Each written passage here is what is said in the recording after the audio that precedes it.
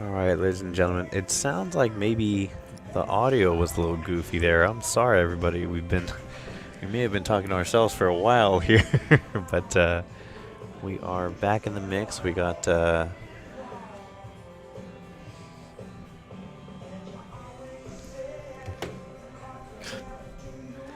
Yep, we just got confirmation. Shoot, I don't know what's going on, but anybody and everybody, if you can let us know, make sure the audio's going.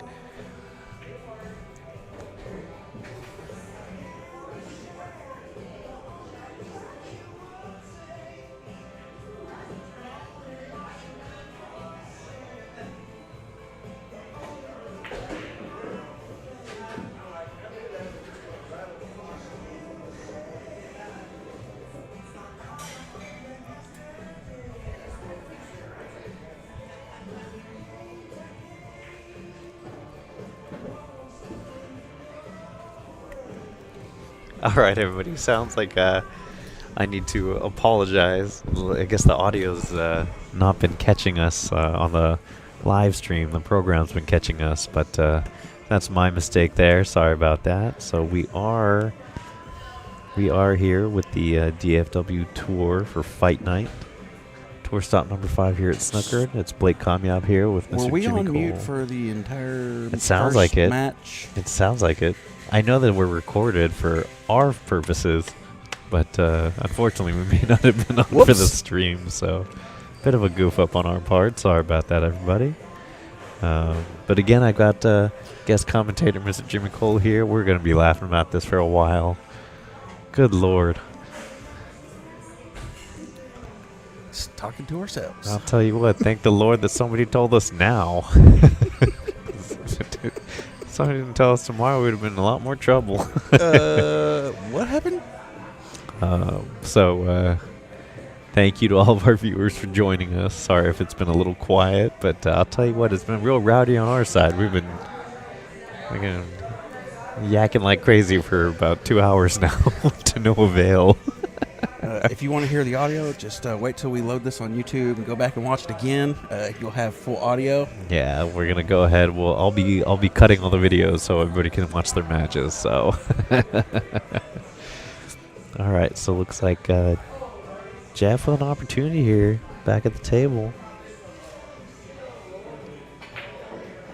Little point shape there. Never hurt nobody.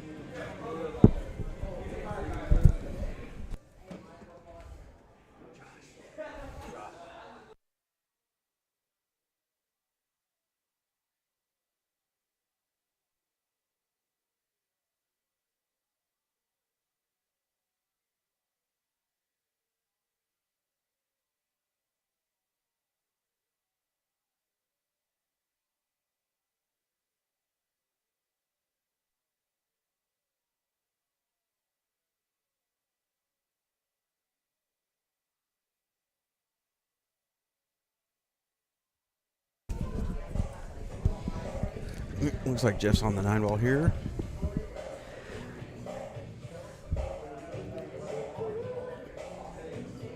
Tina, welcome to the stream. All the way from Maryland. So Cho making the 9-ball to square it up 2-all here. It's going to be Highways break in rack number 5.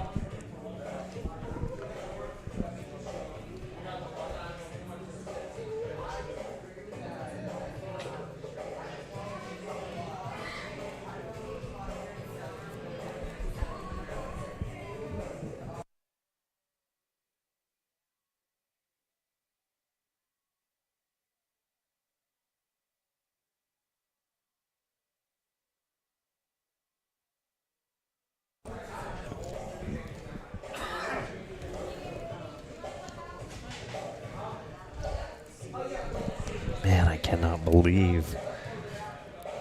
Oh, gosh. What a misfire. Just a second, everybody.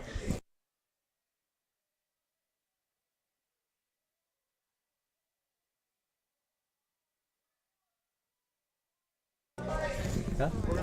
Okay.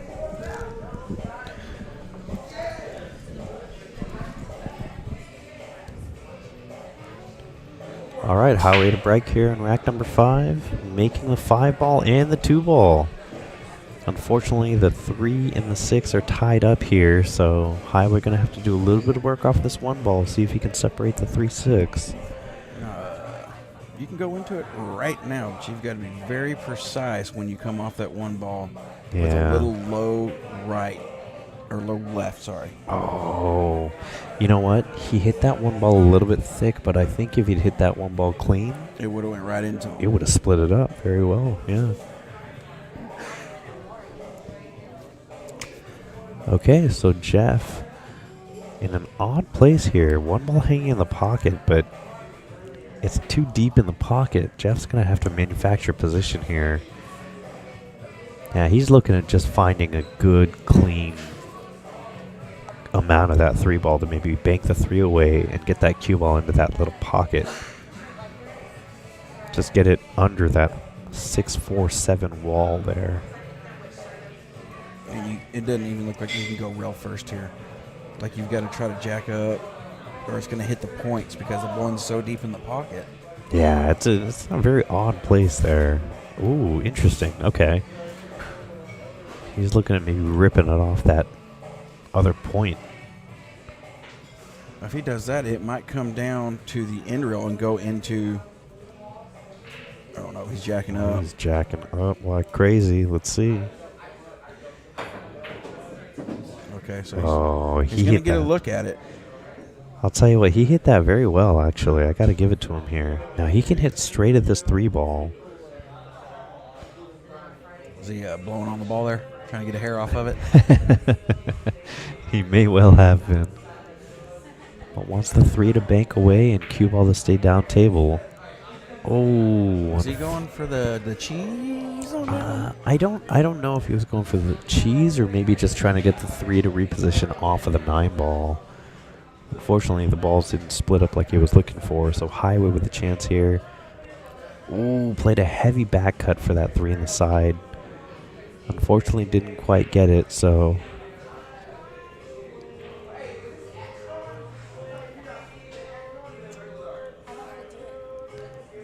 Jeff now with an...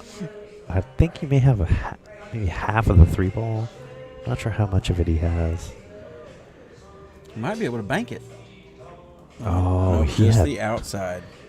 And then there does the 7 stop? block. Ooh, you know what? I think he does have cover from the 7. 3 is near that right long rail though, so highway can kick off that 1 rail.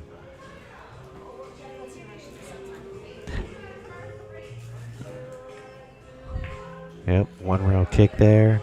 He's gonna sit up on the 7 ball, isn't it? Nope. He Yep. made a good choice there, just not flailing at it for any reason. 3 ball doesn't go in the corner. You can tell by Jeff's reaction here. So Jeff's gonna have to figure out how to reposition these. Being a little animated. A little bit. Now, if Jeff uses the 7 as a stopper for the 3, he can hit the thin on the backside of the 3 and come around behind the 6 here. Oh wow, that was. Oh, too thin. Too thin. Does he have it to the side pocket, or can he only overcut it? I think it's there. I think the 3 is further out to the left than the 7 is. I think he's got the cut angle here. Yep. He had it. He swung at it, too. Look, he's going to come up behind the 6. Wow. Holy smokes. Good call on the 3. Unfortunate position for this 4 ball here. Tried to swing for this 4 ball, unfortunately. I think he hit it too hard and the spin didn't catch. Well, where the 7 got placed there, it makes it a little bit easier to get to the 8 ball now because the balls are closer together. Yeah. So Jeff's got ball in hand here now.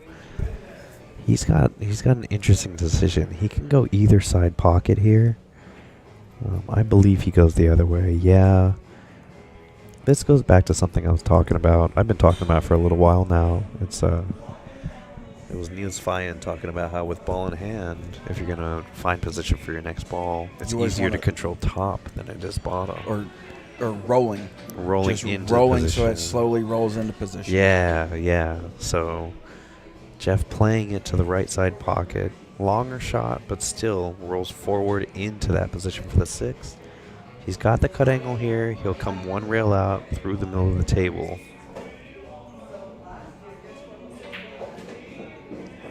Beautiful shot there. Now in this case, Jeff just wants to get, I mean, the rub on the 9 would be optimal, but even if he misses it, if he can get down table, there's a decent amount of the table available for position on this 8 ball here. He may opt to eliminate the inside English, so he doesn't have to worry about calculating that. I don't know. I think if you hit it with straight top, it comes down and gets on line to get behind the 9 ball. Oh, you think so? Maybe it's there, and he may. Yeah, because where it's going to go to the rail is just to the left of the middle diamond, and it's going to come straight back down table and bounce back up.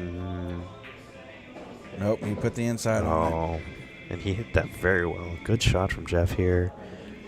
Little low right, one railing back out. It really does depend on how far out that 8 ball is, but I think that might be the shot there. I think it's going to be a little better for him to just, like you said, some bottom outside, throw that 8 ball into the pocket, and come straight across to that middle diamond there. Everybody's favorite English. That's right. Bottom right.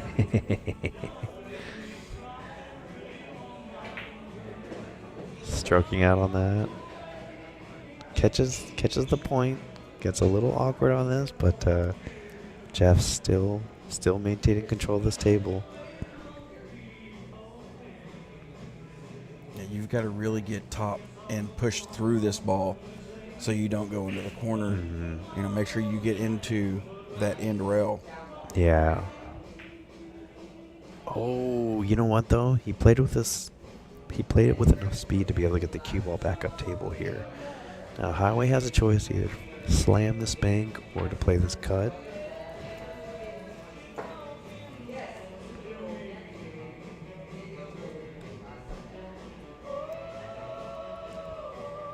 I mean, from here, I think you have to swing at it. Yeah, I don't think there's a very good. Yeah, I mean, you can try to kick behind and do the kick stick and go 9 ball just low of the right side pocket and try to put the 9 ball. But let's be real, we're not Shane Van Boning. Yeah, I mean, you're looking the way you explain that, you're looking at some sort of crazy blueprint for an architect, you know. So in this case, I am very curious. Yeah, he looks like he's trying to swing for this corner here. Here's what's tough about this thin cut, which we all know. You cut that ball thin, cue ball's still going to have all kinds of speed on it. And he's in the position where it likes to go towards that top left corner. Yeah. Oh, he put some spin on it. He put some outside to stop it from doing it. Yeah. So he played to avoid the scratch, ended up leaving the cue ball in a pretty fortunate place for himself here.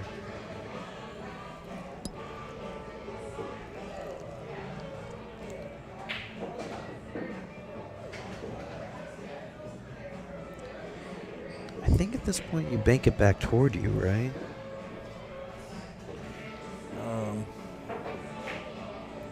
He did try to. Oh. You know, I was wondering if the 9 ball was on the rail, because if it was on, you know, if it was stuck on the rail, you can't get the cue ball away from that double kiss. And it looks like that's what happened, because the 9 ball pushed out so far to the right to the side rail.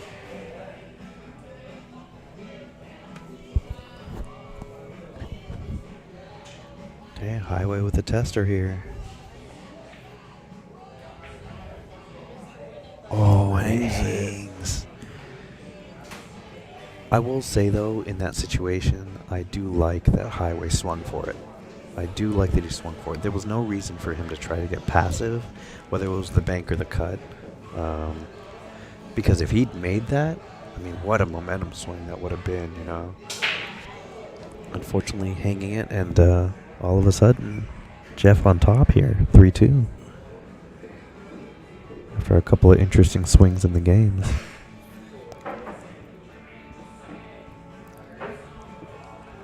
Let's see if he continues to do that break and see if he can keep the cue ball on the correct side. Yeah. If he can make sure he doesn't come across the face of that head ball, that's going to be where everything is at. Really pushes that one ball up towards that corner pocket to try to give him a good look at it. Aloysius was doing it it was sickening. Yeah. Every break, one ball sit right up in the corner pocket like, okay, that's an out. Yeah, exactly. You know, it was a pretty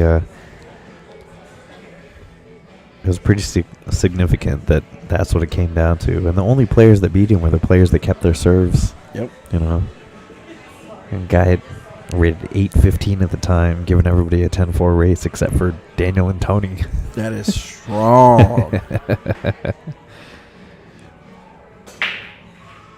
So he still came across a little bit with draw.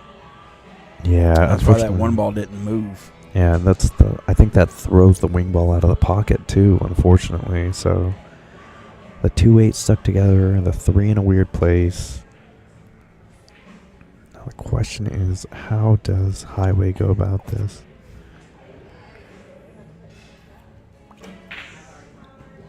Oh, he's swinging. Okay, Highway moving stuff around here. Jeff's got a good chance here to get a lot of control over this table. Yeah, Jeff looking at pushing the 1 around that 7. Maybe stick the cue ball to the 6.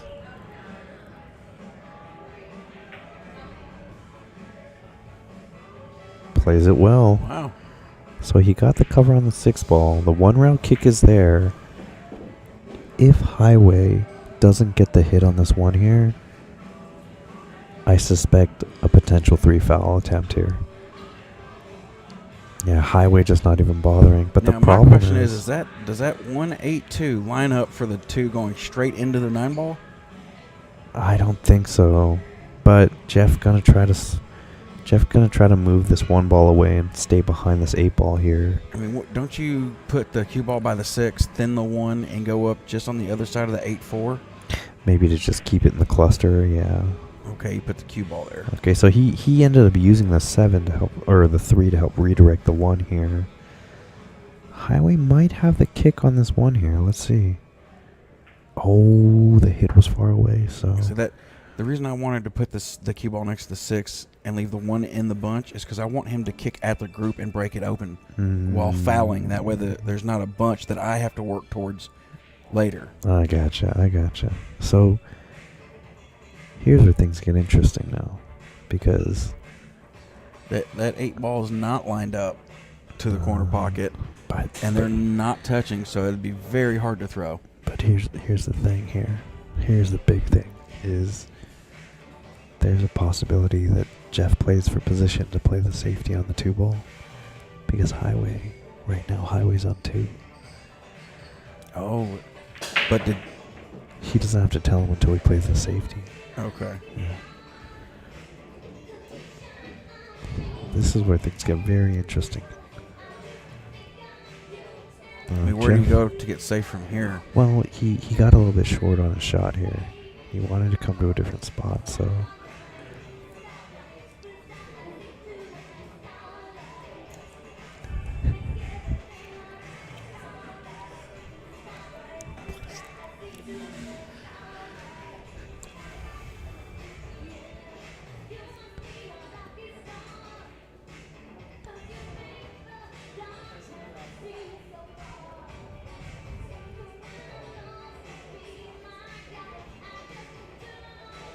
So I actually wonder if he doesn't back cut the 2 behind the 8-6 or in between them. I think he's looking to see if he can make the 8 ball, because there is a gap between the 8 and the 2. Let's see what he does here. Oh, he did. Oh, ball in hand. No rail.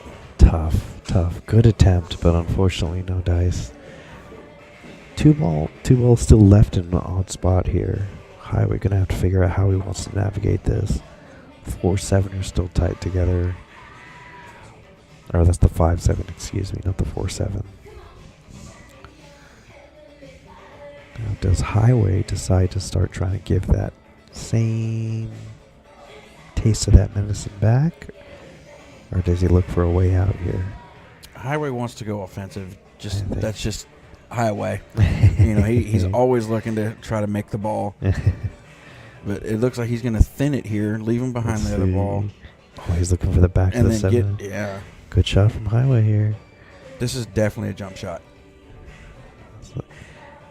Yeah, I think, unfortunately, the kick angles are not quite there, so. The only reason I say it's a jump shot because you might shoot the 2 into the 4, send the 4 around, 2 ball stop, cue ball stop behind the 3 ball. Oh, I see what you're saying. So there's a chance for a safety. There's a lot of potential for good ball action, yeah. Why so hard? He focused on the clearance of that 4-7. Unfortunately, caught that 2 ball on the upward bounce. So.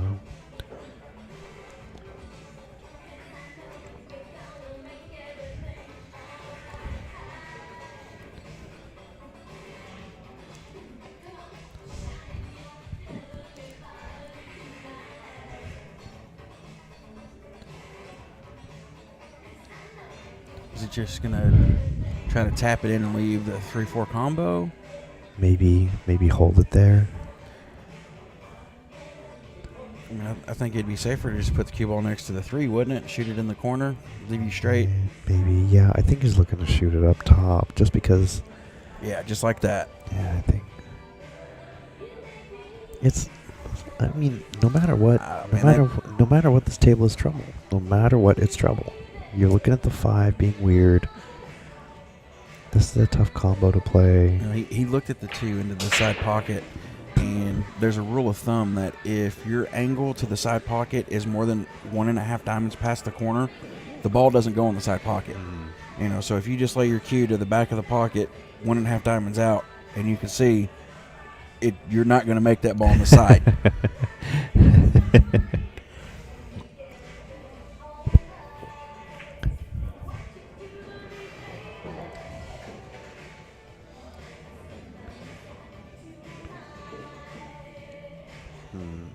Couple of options here.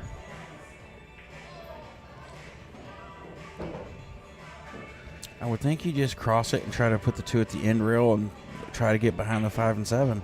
Just like a hit and split type of thing. Yeah. And then, in its own way, that actually kind of worked out. I don't know if Highway has the full ball for the cut there, so.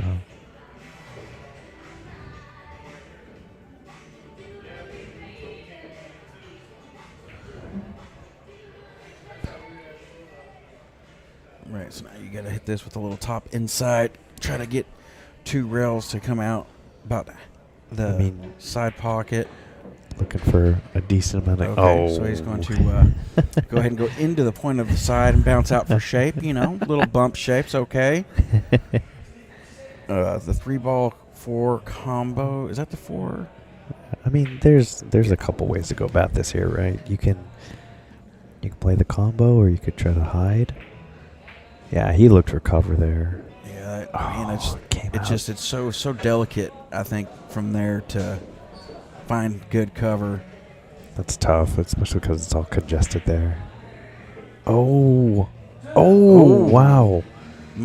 Highway swinging for the fences here. Unfortunately, there's some bizarre ball action that knocked that cue ball back into that pocket. And that 9 ball makes it tough to get to the 4. You've got to play a real tight position. And then the 5 ball's at the other end of the table, so it looks like you just stun out a little bit, and then you just top inside, go 3 rails. Maybe hit the 4th rail to give you that back cut on the 5 to go 1 rail down to the 6 ball. Yeah, you're talking about doing a solid zigzag back and forth across the table. That's what he's got to set up for here. I don't know if you can really draw the ball from this position because that side pocket place he's going to draw it. No, he did exactly what I thought. He hit it good. He did. Look at the money on that. And look, he moved the 6 ball closer over.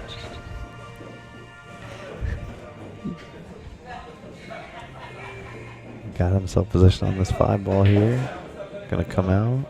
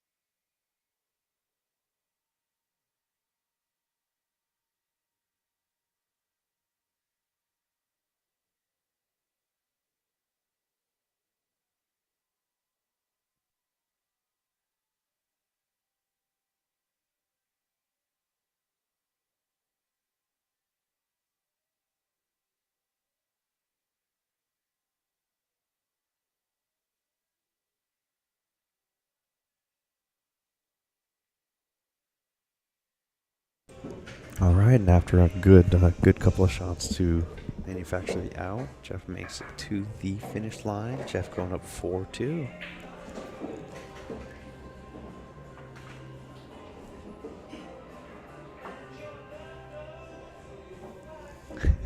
There's our tour mascot. Ginger having a little fun with Miko.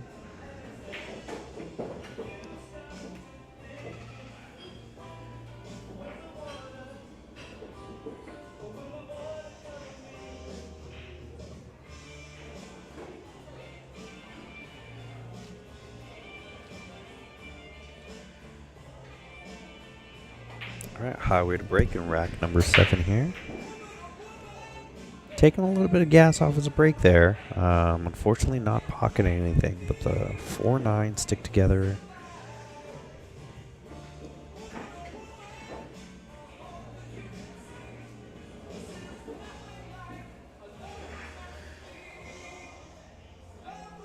Jeff to shoot here.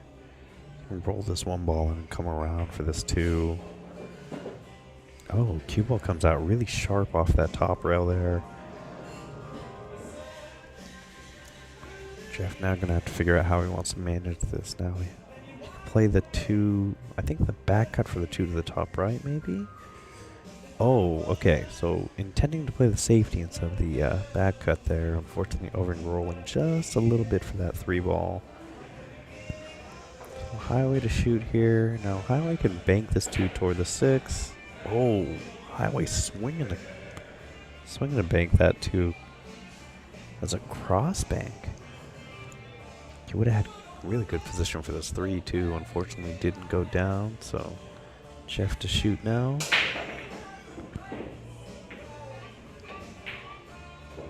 Oh, Jeff unfortunately driving the ball into the rail a little bit, but highway gonna have to play a bit of a control combo here. Doesn't want to hit this too hard. Oh, he splits up the 4-9, but I think that 2 is covered.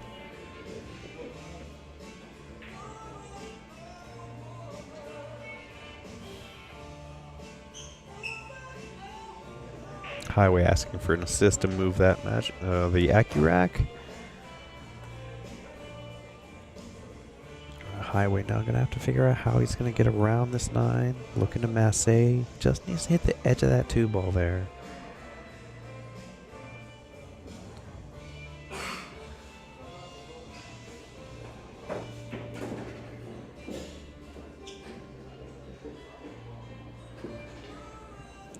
Alright, highway making the 2 ball. Now gonna have to figure out how to get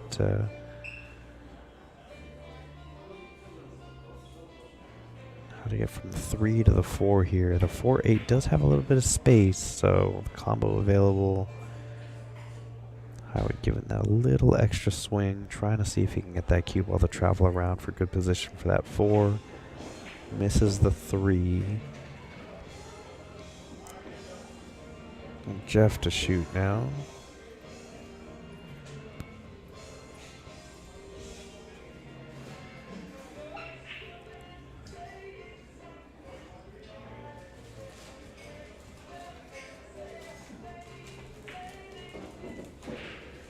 Jeff put some heavy inside spin on that 3 ball. Cue ball ends up navigating through that little slot pretty well there.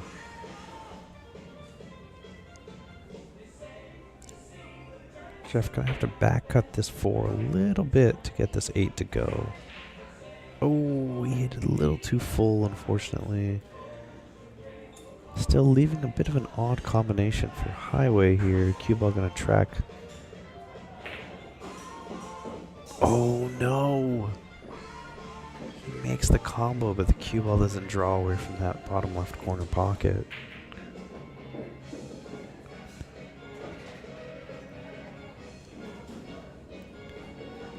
So Jeff with ball in hand, 4 balls on the table. Good opportunity for him here.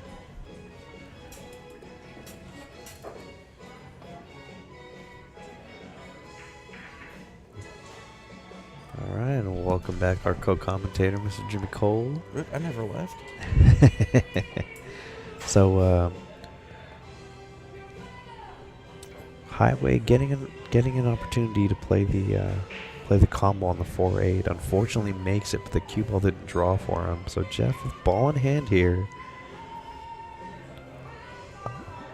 Will you just follow forward to get the angle on the 5? Yeah, just roll through 5 in the opposite corner pocket.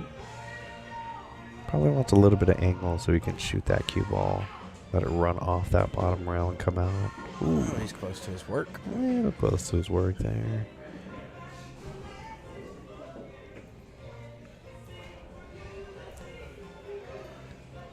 This is going to be interesting. I think he has to use the bridge and spin through this. And that makes it a lot harder not to foul. Yeah. Maybe he's tall enough to reach this cut here. Oh, he is? He doesn't like it though. No matter what, it's a tough cut here. Now there is another option. But I think he's gonna play the cut though. Yeah, what a shot. Cue ball, cue ball, cue ball. It's gonna bounce. It's gonna bounce.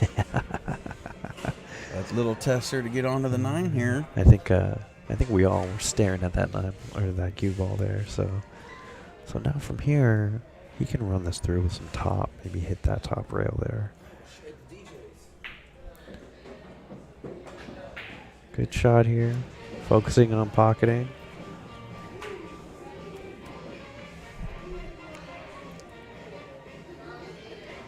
Never mind. I was gonna see if you run to the gas station get cigarettes. I've only got one. Let's see here. Okay, so Jeff. Okay, Jeff looks like he's opting to cut that 9 out of the bottom right corner pocket there. Just a big stroke here. Oh.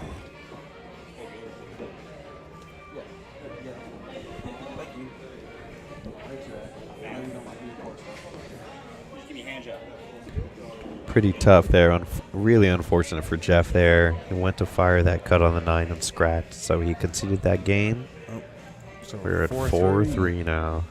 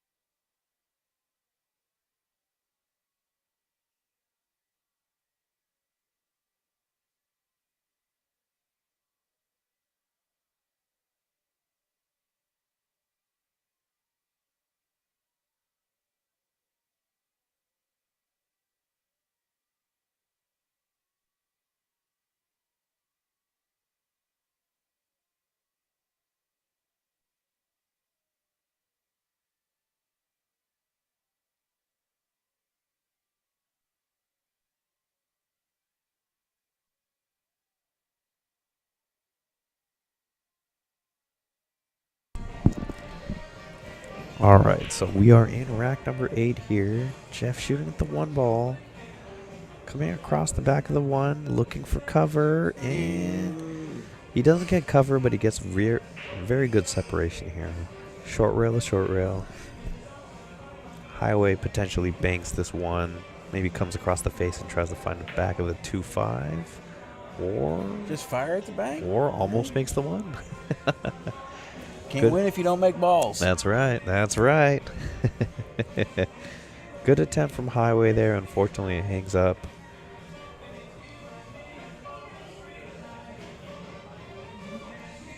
All right, so Jeff to shoot here.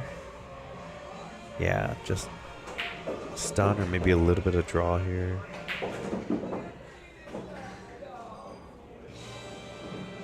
Ooh, Jeff tried to give it some more to see if he could create a little bit of good ball action for himself. I think he has half of this ball, though.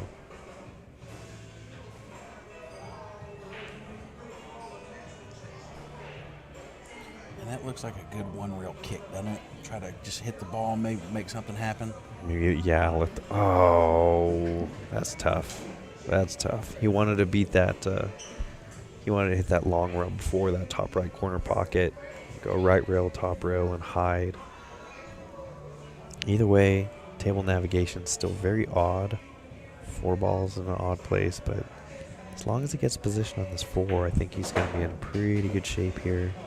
I think he is going to have to play the 4-5 combo, pushing the 4 towards the Maybe, upper right corner. yeah. Because he got no angle on that 3 ball. So that's what it looks like he's lined up for. It's one of the two, but I have to agree with you. I think that's the way to go there. Yeah. Oh my gosh. Did the What 5 lay up in front of the side? No, I think it's on the top half of that side pocket there. That's no buenos.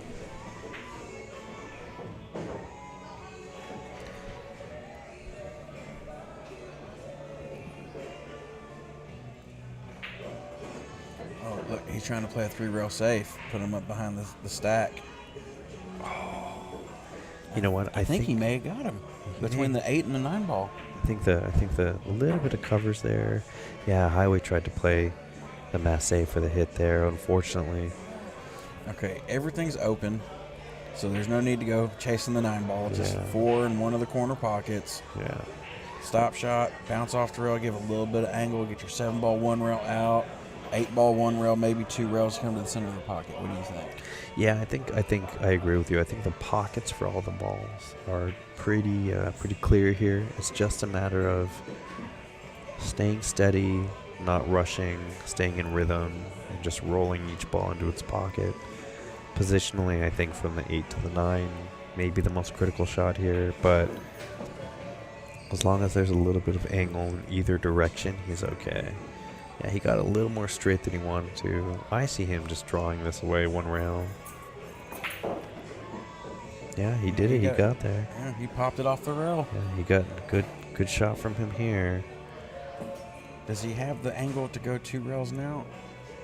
I think he strokes through. Goes top right, 2 and through here. Oh, 3. Got 3 on it, and then there is the side pocket. Good shot from Jeff here.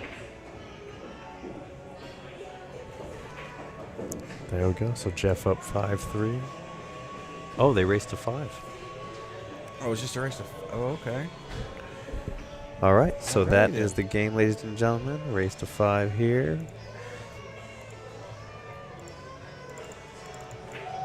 I'll have to correct that later. Okay. So congratulations to Jeff in this race. We're all good to go. We're going to take a quick break. I'm going to get the next matchup set up. Thank you, everybody, for joining us.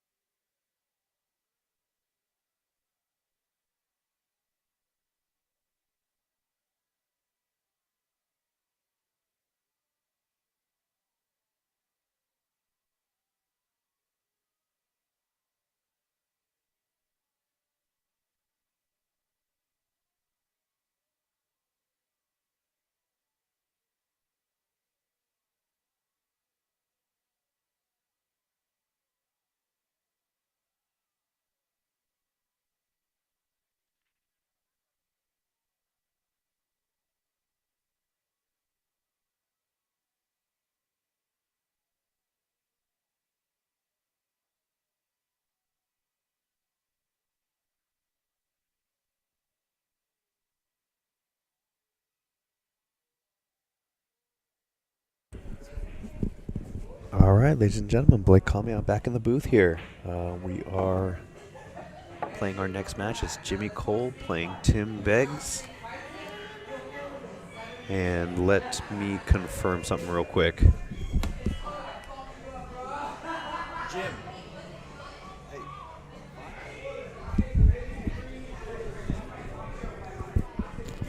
All right, so confirmation, it's going to be a race to 5 here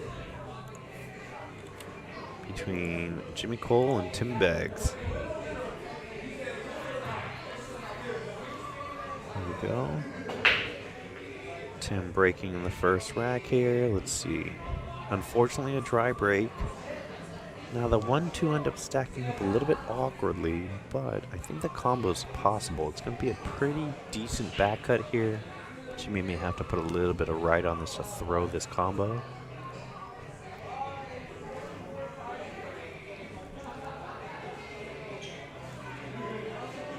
Oh, he really did try to give it a whole bunch of spin to gear that sucker. Unfortunately, it was a very tough shot there, so Tim with the combo here, controlling the one well.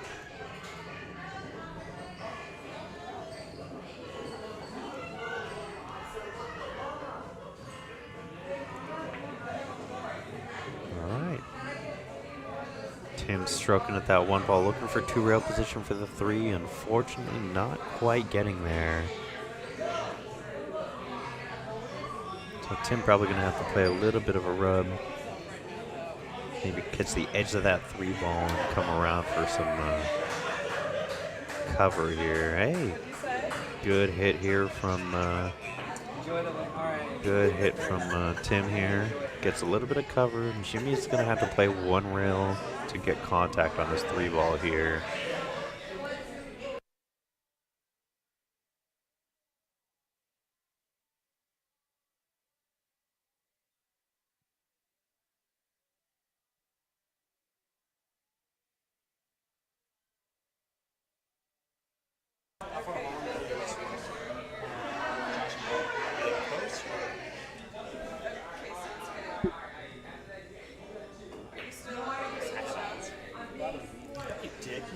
So Jimmy gets the hit on this 3 ball here. Tim getting the hit as well. 3 is available here. Now Jimmy has to choose how he wants to play this 3. I wonder if he tries to just drag this with a little bit of outside. Drags it well. Unfortunately, that 6 ball ends up slowing that cue ball down a little bit too much there. So Jimmy gonna have to bridge over this 6 ball to shoot this 4. And while this speed pool is, whoa, hello. While this speed pool is going on, I do want to remind everybody that Jimmy Cole is our guest commentator this weekend. So Jimmy is the one that's been in the booth with me this evening. He'll be in the booth all weekend.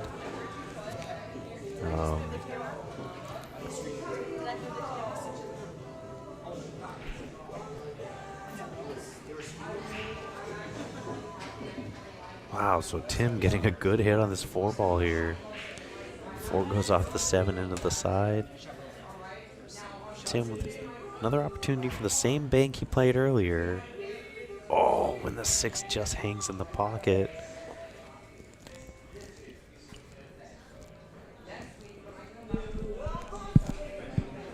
All right, so Jimmy looking for position. He can get a pretty full hit on this 6 and get around the 9 for the 7 here. Oh, needs it to stop for him, but oh, I don't know. You know what? I think it's available. I think it's barely available for him here, so he can just cut the 7 in, comes across, gets under the 8 ball. Good shot from Jimmy here. Now at this point, Jimmy can probably play center ball and come straight across the middle of the table. Oh, he tried to drag it, but use a little bit of outside to throw it. Unfortunately, grabs. There was a little bit of deceleration on that stroke, and it really grabbed that 8 ball and bent it in a weird direction there. So Tim shooting the 8, getting good position, but unfortunately Well, he pockets it well. Cue ball unfortunately gets close to this 9 here. So Tim swinging for the fences. Oh, unfortunately, no dice there from Tim. Good attempt there for him, but 9 ends up in front of the pocket. So conceding that rack to Jimmy. Jimmy up 1-0 now.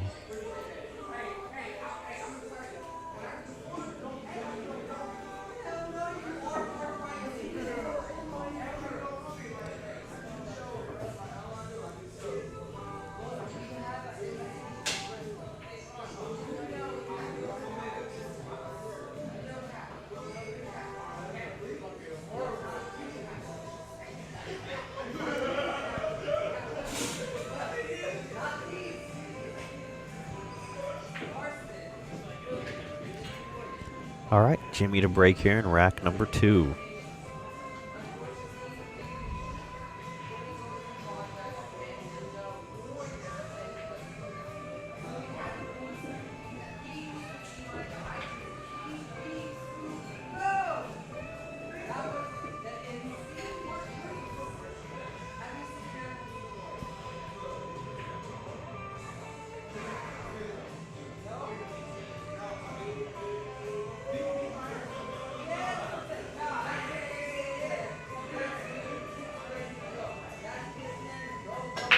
So Jimmy breaking from his left here. Pretty solid break here. Pockets a couple balls. Cue ball unfortunately draws away back, and so Jimmy opting to play the push. Good break to pocket a couple balls, but unfortunate here. So Jimmy pushing the cue ball to that top right side rail there. Tim gonna go for this here. Tim banking the 2 away, looking for cover on the 7. I think he gets it here. Pretty good speed from Tim now. Jimmy to shoot here. Looking to fly this cue ball over this 7. Wants to cut the 2 on the side.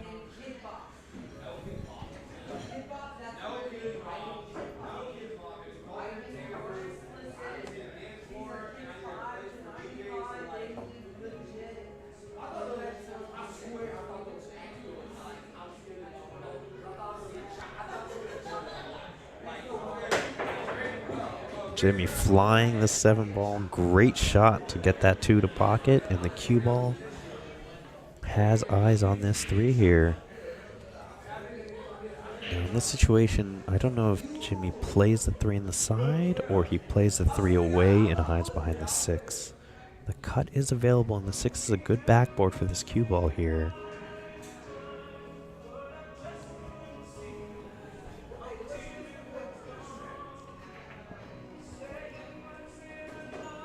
Good shot here. 6 ball works as a great backboard for the cue ball to hold it for this 4.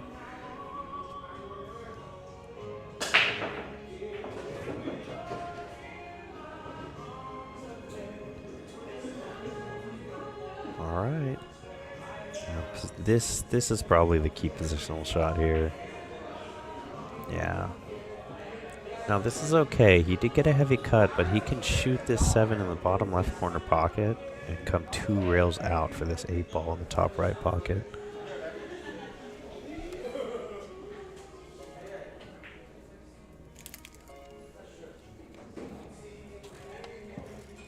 Oh, playing the cut, getting the position on the 8, but unfortunately cue ball hangs there.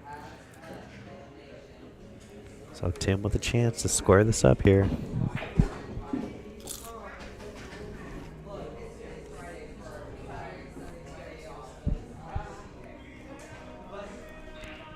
Great shot on the 7 to get back on the 8. There we go. Shoots the 8. Back and forth across the table.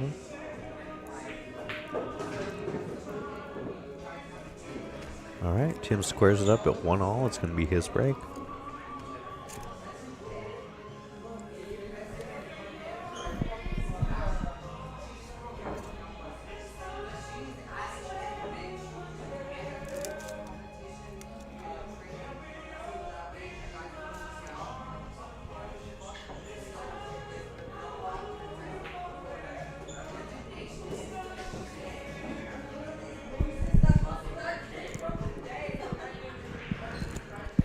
All right, Tim to break in rack number 3.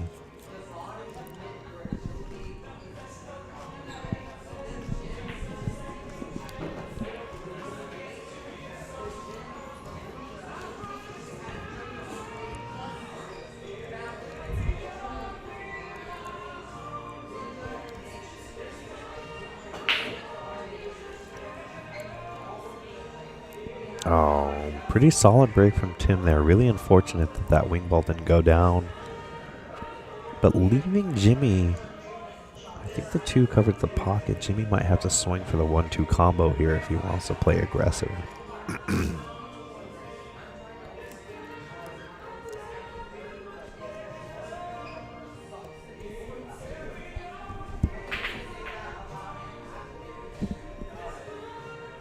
Yeah, so Jimmy's swinging for that combo, unfortunately not going. Tim coming back to the table, but things a little more tangled up than before, so.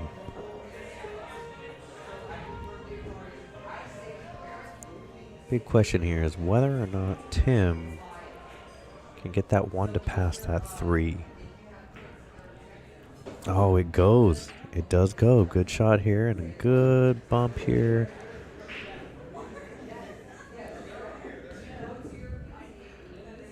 Unfortunately, being treetop over the 8 ball and the 2 not particularly having a pocket, I wonder if Tim plays for the 9 here.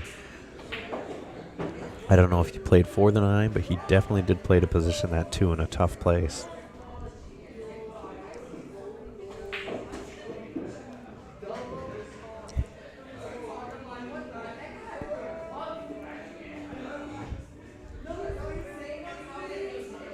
So Jimmy coming across the face of that 2, trying to hide it here. Get some cover behind the 4-6. But Tim can kick at that 2 there. So firing 1 rail. Oh, tries to fire 1 rail to separate those 2 balls. Jimmy gonna have to figure out how to get this to go. Yeah, the carom was available there. Okay, I'll be right back, everybody. I'm gonna go watch this hit.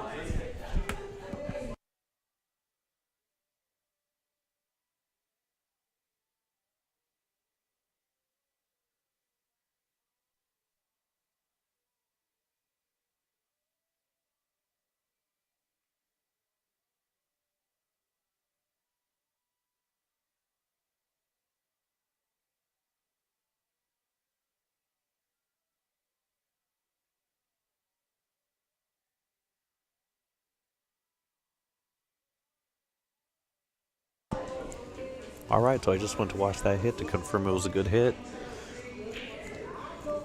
Tim making the 2. Plays the cut on the 3. Looking for position here for the 4. Now this does go either way, but I think it's easier for him to queue up for the 4-9 than it is for him to queue up for the 4 in the other corner pocket. Oh, so he did make an attempt at it. Good try there. It was awkward. The 9 ball was far away from that corner pocket that it wasn't particularly easy to make that shot.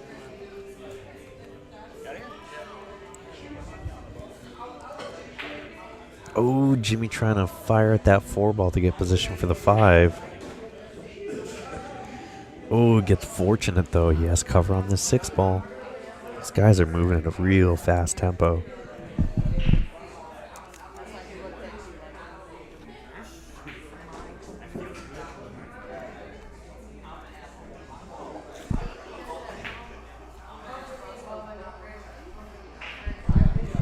Big 1 rail kick there.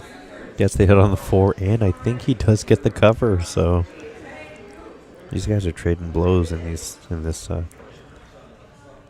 kicking battle here. No, in this case, I think the edge of the 4 is available, but I wonder if Jimmy actually kicks at that side rail to try to hit as full on that 4 as possible for cover.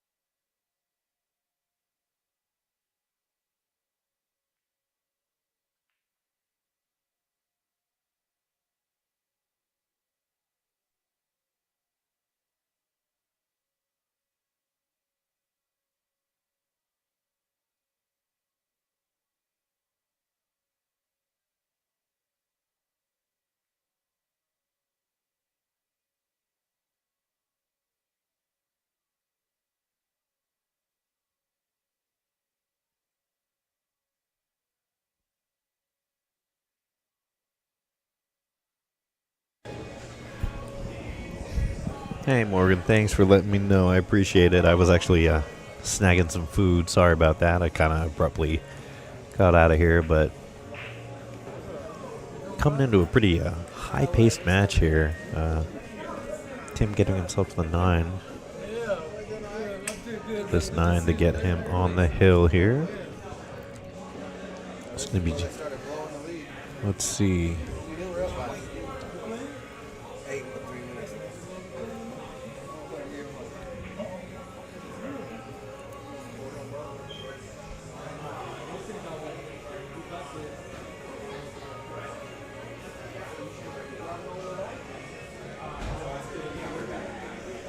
All right, yep, they were just confirming, but it's Jimmy to break here in rack number 8.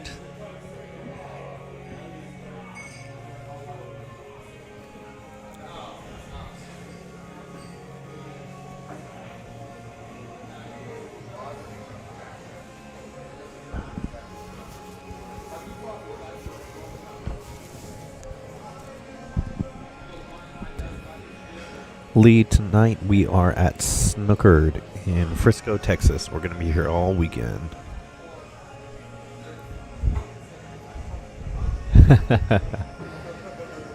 I got you, Morgan. No problem. Yeah, it was kind of a coincidence, and I was able to get him onto the table. So I figured, why not?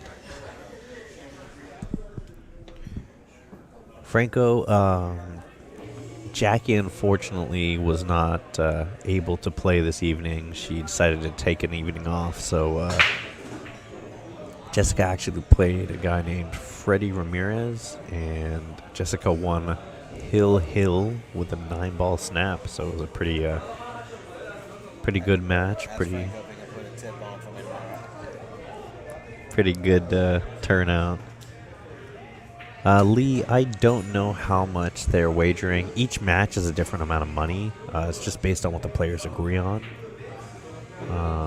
But yeah, the overall prize is different from match to match here.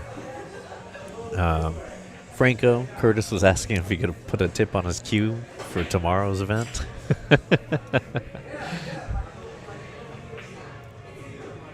So Jimmy breaking here, pocketing the 4-ball. Let's see, 4-ball in the break, but unfortunately just having to play for the hit on this 1.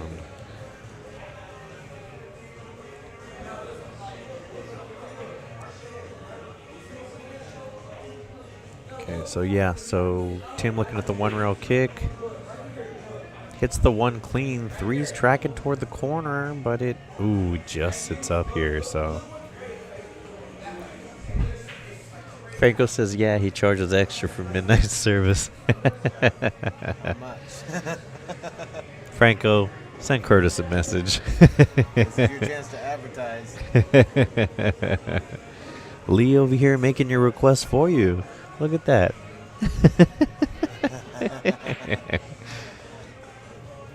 So, Jimmy. Send it, Lee. Oh, Jimmy cutting the 1 and making the 3, but the 2-ball unfortunately jaws out of the pocket. Lee, you got Curtis excited over here. Curtis is hanging out with a big old smile on his face. We can put a tip on, but it's a good deal.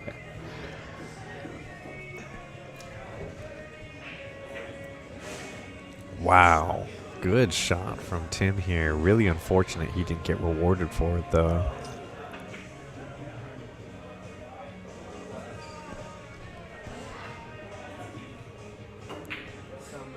Yeah. Tim just playing for the hit, and oh, Franco. Franco's like, he might even go pay Lee to do it for him.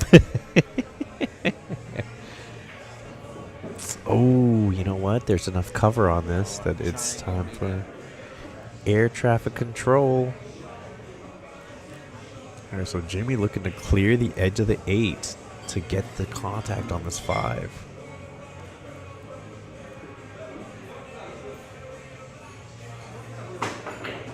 Oh, Mr. 3D over here. What a shot. Really unfortunate he gets stuck behind this ball here, though. I think the edge of the 8 was just there, yeah. Okay, looks like Jimmy can't see the 5, so he's going to roll that 5. Oh, good try for the 5 on the side there.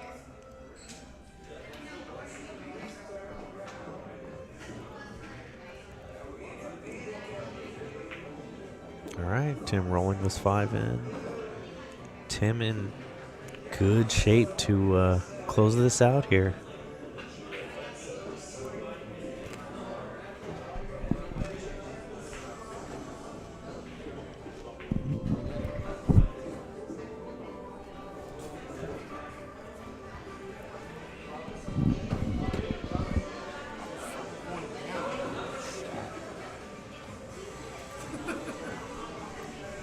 Oh, what a cut on this 8 ball. Repositioning this 9 ball here.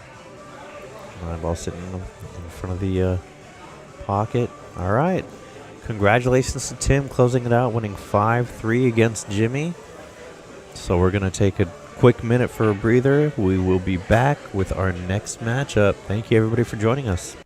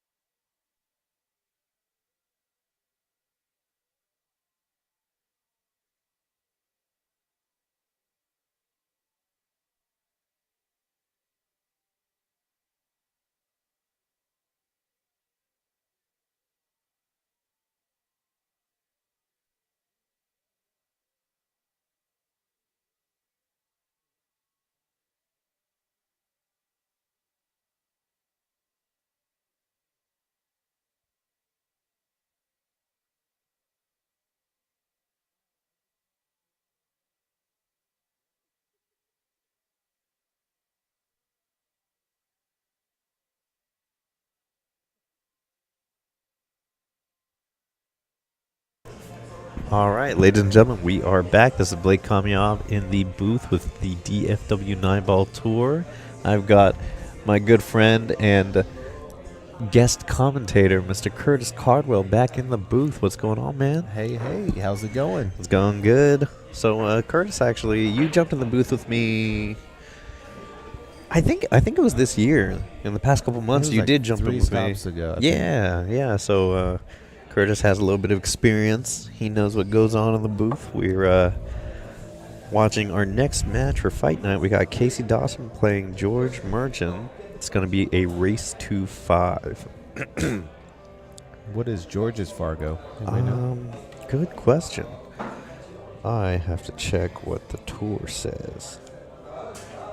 Casey's what, like a 508 right now? Is he even a 5? I think he's in the 500s. I think that's what he said. He's getting better and better. He's been creeping up.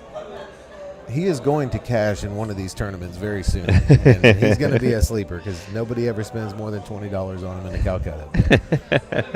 He is going to get in the money real soon. That's a picture. I got a good picture of this. It's funny. Let me see what I got. Comedy gold, Mr. Mark. Comedy gold. While Casey's getting ready, I'm going to do that quick Fargo search. You got a good 15 minutes. 496. All right, so George, 496. We got Casey at a 508. Should be a good match. I don't know much about George, but I have watched Casey play quite a bit. You've been playing with Casey for a long time, though, yeah? I have. In fact, I'm actually the one that got him involved in pool in the first place. Oh, okay.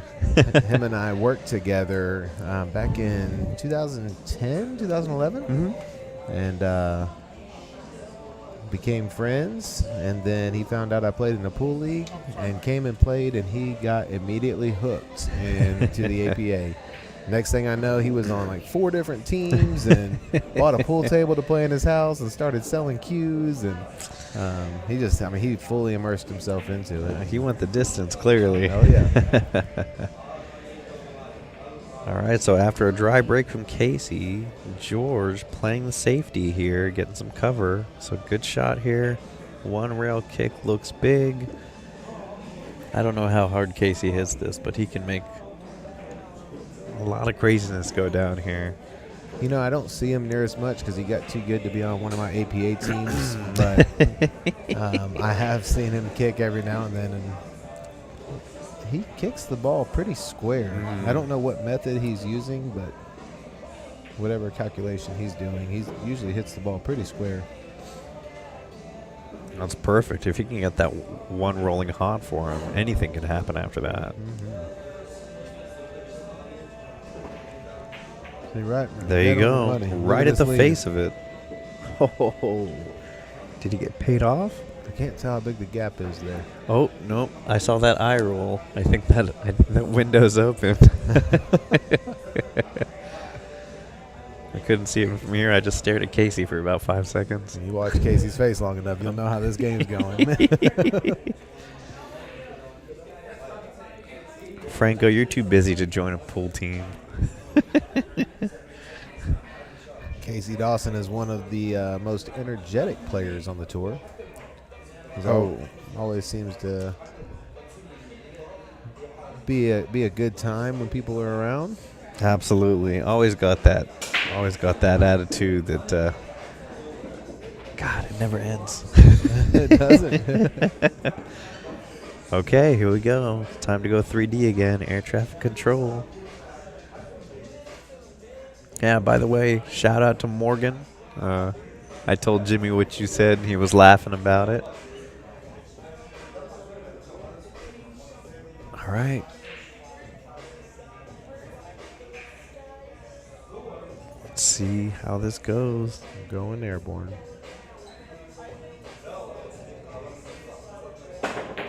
Oh, clears the 4, but doesn't get over that. Doesn't get over that 8 ball, unfortunately. Ball in hand to George here. Quan, this is Fight Night. This is usually the Friday night before the DFW tour stop. We set up either a mini tournament, and we do call-outs. We do singles matches, doubles matches. That's right. Tomorrow's when the big event starts. Tonight's just a good opportunity to get some action moving in the place where we're playing. So George hits the ball really confident.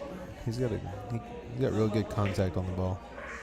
A little too fat there, but no, his he first does couple of shots, he hit the ball real solid. pretty good stroke. He tends to be very good about committing to his lines.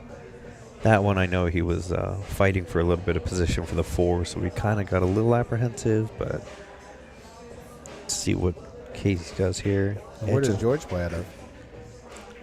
I don't know where he plays out of. I've only great seen him at lead, tour Casey. stops. Look at this. Holy smokes, what a shot. Yeah, I've seen George at a couple of tour stops, but I haven't seen him anywhere else. Wow, He's really? try to jump this, huh? Clear the 4. So normally when I hit this, I go 2 rails and come behind it. You looking at bottom right rail? Yeah, I would rail, go or- to, from his angle, I would go to the right of the 5, is it the 5 ball or 4 ball? Oh, go I to the see right what of you're the saying. forward, Yeah. short way and come down to the bottom rail behind it. Oh, I will say that was a good try. It is. The 9 ball is not hanging, Yeah. but it is available. Yeah, at this point, it's a race to the 6 ball Yeah, here. exactly. So This is where Casey has to get that ball out of his head unless he's just a shoe-in to make it. Which, yeah, there you go.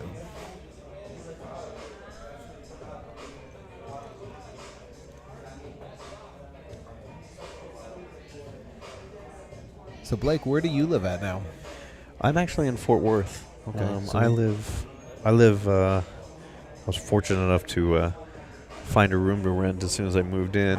So I'm over in Fort Worth area, but fortunately still just local enough to be able to make it possible to get to all these stops, you know. Yeah. Do you drive back and forth to? Ooh, that's a rough spot to already be in. Wow. Do you make the drive back and forth, or do you stay out? First, like for this stop, definitely stay out here. Here next door. Yep. This is the best setup. It is actually one of my favorite tour stops because this Comfort Inn is literally in the same parking lot. Yeah, it's extremely convenient. I If agree. anybody from out of town is listening to this stream, anytime you want to think about the DFW tour, come to the Snookered stops. The hotel is literally in the same parking lot, and it is a beautiful thing. Saves you a lot of trouble. Oh my goodness! I have the opportunity. Ooh, it hung up. Oh my gosh! That Wow. was a tougher shot than it looked. Yeah. This is one of my favorite stops, mainly because as a family person, I'm able to bring my kids to the hotel and give them a little staycation. Mm-hmm. Let them swim in the pool. Every now and then swing over here. Yeah. No, it's true. Yeah. There's a lot of convenience that goes with being here. This should be kind of a routine shot to get to the 6-9. Yeah. Doesn't need too much on it. He went a little far. Oh god. Yeah. A little hot here. This makes this shot a little bit trickier. Lee, forgive me, I'm not too familiar. How far is Grand Prairie from here? Grand Prairie from here is, depending on which part of Grand Prairie, probably the better part of an hour. About an hour? Okay. Yes. All right. He missed it. Yeah, Oh. he made that a very missable shot by coming too far. That was such a sharp combo. That's tough. I didn't understand that, bro. Okay, Casey. Back at the table. This is a little bit of a funny angle. If you Yeah. hit it wrong, you come on the wrong side of the 8 underneath. And that's how Casey likes to hit this usually. He likes to kind of stun it. You have to worry. So yeah, There it is, the stun. Yep. he came out pretty good though. Yeah, he stroked that good enough for the cue ball to draw off a little bit rather than just gluing to that top rail. So creating the This is opportunity. where see if the nerves kicking in or not.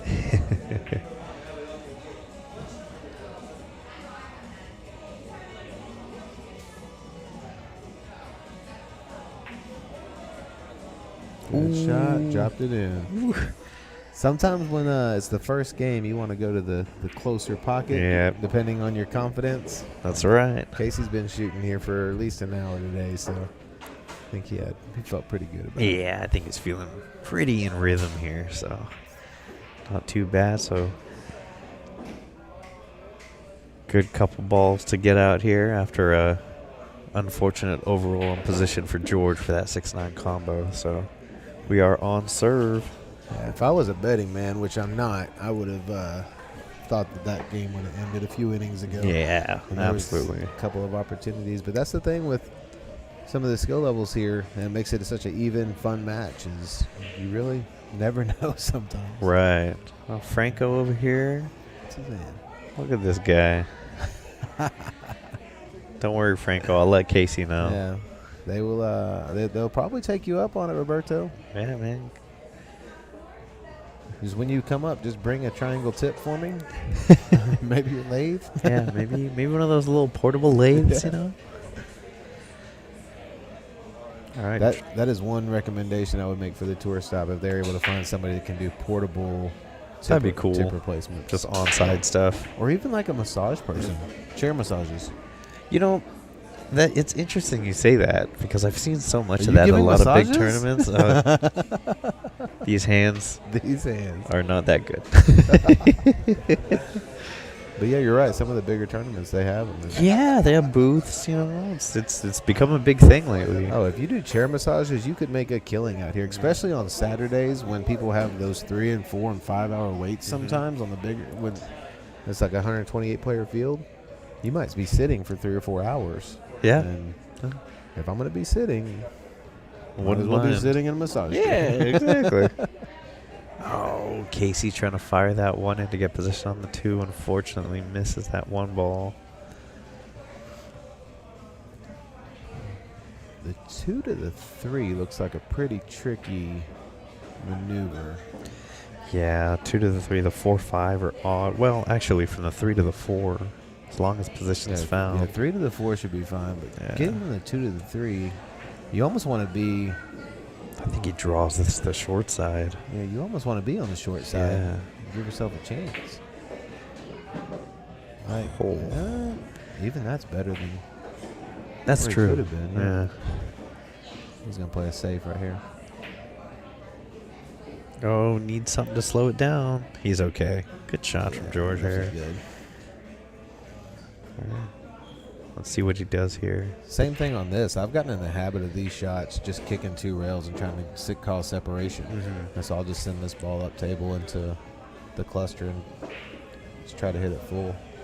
Again, those are things that I'm not 100% if they're the right shot, but I don't feel like jumping is. I feel like jumping is more of a sellout. It's tricky. Yeah, I agree. Like here he comes with the jump stick, and I feel like players of his caliber will probably jump this and not think about some sort of safe kick or something. Right, like some sort of, and it's hard, right? I mean, no matter what, jumping the ball and controlling it, it's possible, but God, it takes a lot of practice. Yes. I mean, Casey's going to shut us up right here and just drill it and probably get 3 rail shape. Let's see how he does this. Oh, he gets clearance. What a shot. He might have got away with it. I can't tell. Okay. Yeah. 2's kind of in space here. Probably see another safety here.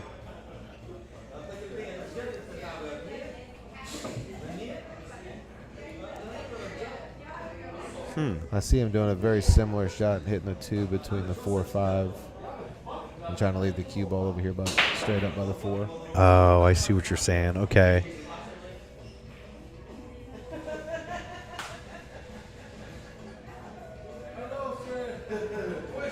I mean, he might try to cut it. Yeah, he took a different approach. Shot good. That was a great shot. Yeah. 2's available, but I don't think the 2-8 is. I think George played it at a good enough speed that this is a little bit odd here. George seems to be a very smart player. Yeah, he's been making some pretty good decisions. I have to agree with you. Oh. Casey a little bit thick on that 2-ball. It cooked off that rail and came back out. So George. He's got enough to make it in the corner. 3. He's going to go on the side. I think he's going to roll this. Oh. Yeah, he fought for position for the Another 3 tricky ball. shot, yeah. I think he could have got almost the same angle, just going Down the table. down table. Potentially, yeah.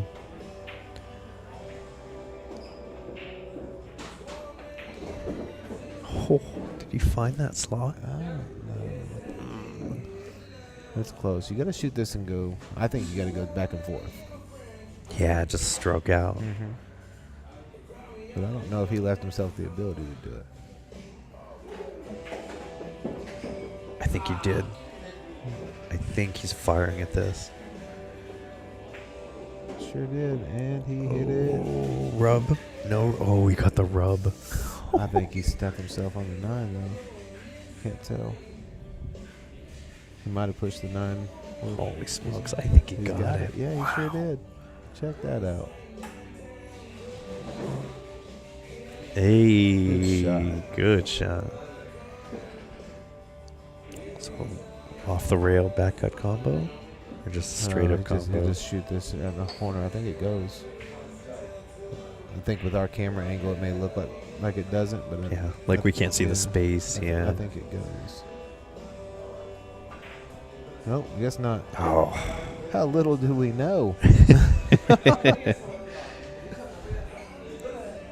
I was talking about this last month over at Fort Worth. I was talking about how people always joke. They say, "Hey man, when I get in the booth or when I'm watching YouTube, I'm an 800." That's right. And I looked at Clint and I said, "Man, when I commentate, I'm a solid 550." It's just a guessing game up here. You never know, you know. And what's really interesting is that you gotta tonight, especially, you have a lot of matchups that are ranging. Uh-oh. Oh, that's really unfortunate for George there. A lot of matchups, what you saying? I was gonna say a lot of matchups tonight are between the 450 and the 600 range.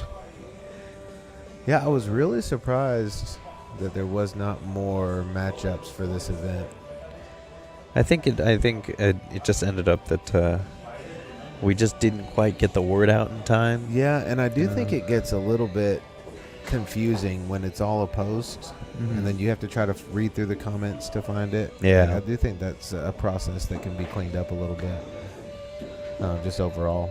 No, I I love these events, but I know I've had to, even today, I was driving up here and I still wasn't sure if I had a match today. I was like, I'll look through all the Facebook comments later. It is tricky. I mean, and this weekend was a little bit different. I think I'd like to get this done again. I'd like to do another fight night, but next time, put up the post maybe about a week in advance. Yeah, absolutely. And then if I can kind of conjure up a better way to get things organized, I do agree. I think it's hard to read through because it went from 4 comments to 107. So it's a little tricky to navigate. It is. And I do love the fight night versus the tournaments. I think both have their merits. Here especially now that Snookered has taken on USAPL. I don't even know what that is. USAPL is the other side of BCA. So BCA tends to avoid handicapping. Of course, they've adopted a lot of Fargo, but USAPL is like the Fargo version of APA. Yeah. So Interesting. it mixes both. You know, you've got like team caps, like total Fargo for the night, and handicapped races and stuff like that. So I think what Fargo has done is good from the standpoint of drawing light to some players, but I think on the flip side of that, it has not necessarily scared some players, but it's kind of given a reality check. You know, I'll use for instance the U.S. Amateur tournament that they have out there. You know, I've gone probably 5 or 6 times out to the championship round out in Tampa, and I've gotten one round further. And this past time was the first time I've gone out there and actually seen the Fargos. And the guys that are winning it are upper 6s, low to mid 7s, but there's all the way up to 750s that are playing in that. And it kind of showed me that it's something I need to probably practice a little more before I go put my name in the hat. It is interesting how it works out. I mean, unfortunately there was some controversy about the APA singles 8-ball. I don't know if you heard about it. I heard about the 9-ball one. Was it last year or year before? The guy that 20-0'd somebody in the finals. Yeah, it was like a 4 or a 5 from Houston or San Antonio that 20. Oh, that was in like the I forgot what color tier it was, but I remember the that. same player was known to do really well in a big tournament against some top level talent. Yeah, I'm not calling any names out, but y'all knew who I'm talking about. Yeah, there was a whole story, but the story of this one was in the black tier or in the purple tier for 8-ball, which is the 7s. The player that won it was Abram Shad. Yep. He's rated like a 755 or something. Yeah, I would imagine they will likely look at him next year. I mean, you've got, Sky Woodward used to play APA, right? He never won the singles championship, but at a certain point, they were like, hey. They asked him to move transition on, out, right? yeah. Same thing with Chris Reinhold. When he was in APA, he was under Chris Robinson. He never actually won singles or anything. But, I think at a certain point he was probably asked very similar. And yeah, Abram may be getting to that point, but he's still young. And, hey, you can't completely penalize somebody for putting in a lot of work in this game. Yeah, you can't get upset with somebody. You don't get that good from putting some time in, right? Oh my gosh, look at that. It all clustered together.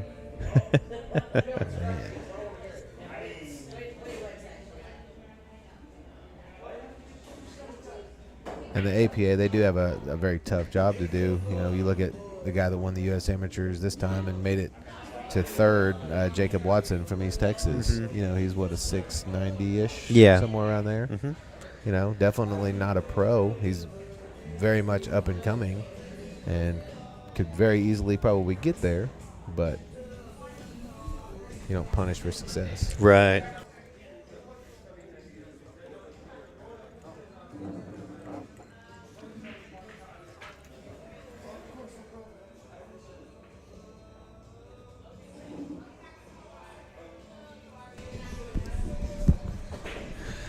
Yeah, the discussion always gets interesting in that realm, but at the end of the day, like you said, it's kind of the definition of what an amateur is. Exactly. So,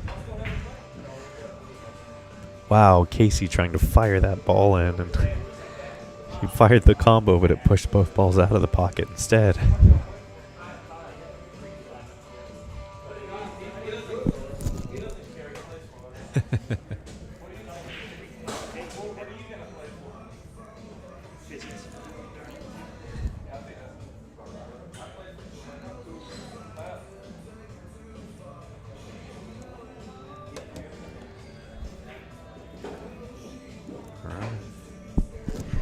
George with a great shot on that 2-ball there.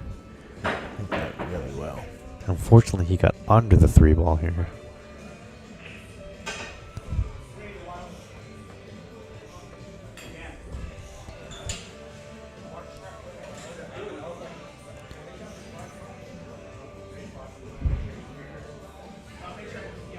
Okay, so George just asking for someone to watch the hit here.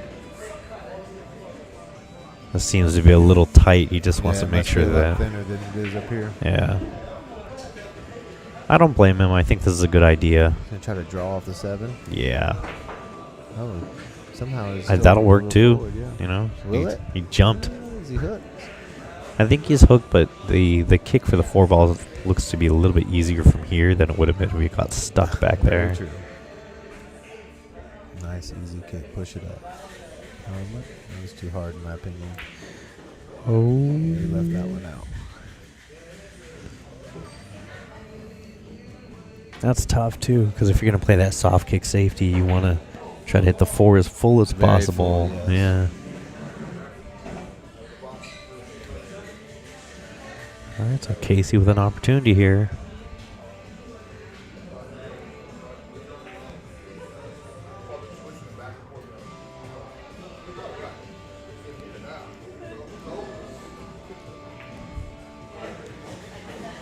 Back and to the forth. middle table.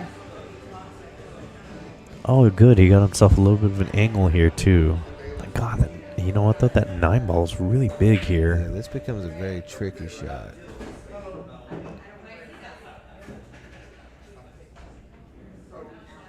Now, do you drive through this with top or play bottom right?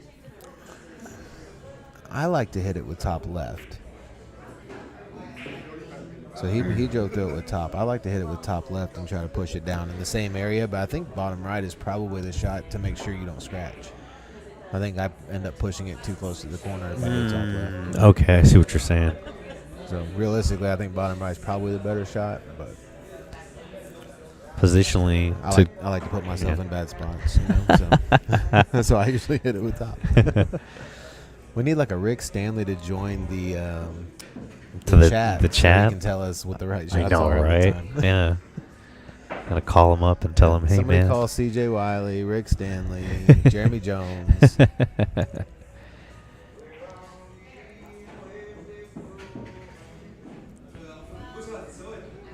I think if he banks this, he gets position here. Oh, that's okay. Very good two-way shot. Very good two-way shot. Casey's got enough to see it, and if it's frozen, he's got enough to make it. Just to spin that sucker in, yeah. I think he'll probably try to Hey. make it regardless. 2 rails, same line. So what you said. Oh, Great good shot shot. from Casey here. And is he going to get Hold. rewarded? Hold. Perfect. Oh, it holds. Oof. Just making the ball alone was important. Yeah, that was a good one. Just to get position off of that was great. It was unfortunate for George that it sat on the rail, because if that ball's a hair off the rail, it doesn't go quite as easy. Right. Hit that a little hard. Pro side. Yeah, he wanted to play straight to the side. That makes You sense. know. Didn't like bridging off the rail, but I think he can. Yeah, I feel like off the rail on the side is way easier than just setting it up for the corner. Exactly. Boom. 3-0, commanding lead and a race to 5. That's right. He did that little Harry Potter wand flick right there with his cue stick.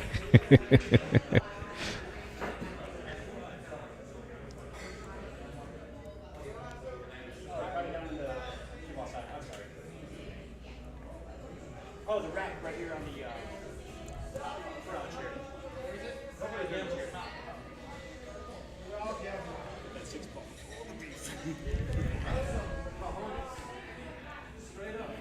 Casey's pumped up about his 6-ball shot. Yeah, he's all about it, Should man. be. It was a Jeez. good shot.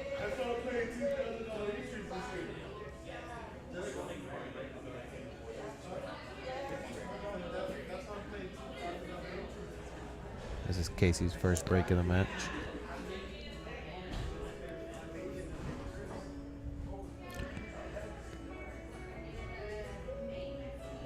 Hey, Miguel, what's up, man? We'll see you in the morning. What's going on, Miggy?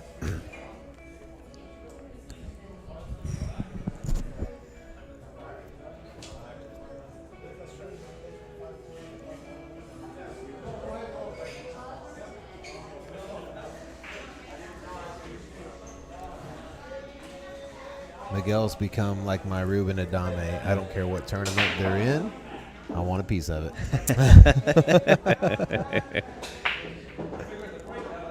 Those guys find a way to the winner circle. It seems like quite a bit. I want a piece of it. That's right. That's right. So George playing the soft break here, and you know what? I think it worked out very well for him. 2 balls in an odd place, but this cut on the 1 might naturally take the cue ball back into line.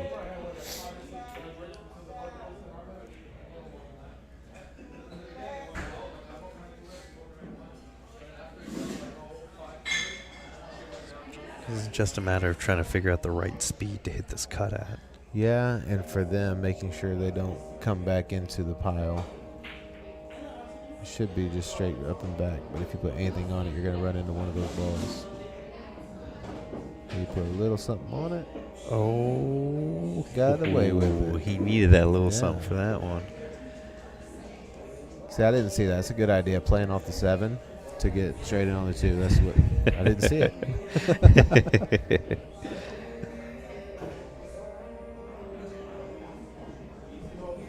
Oh, Miguel. It's, of course, Blake in the booth, and then we got Mr. Curtis Cardwell. The one and only.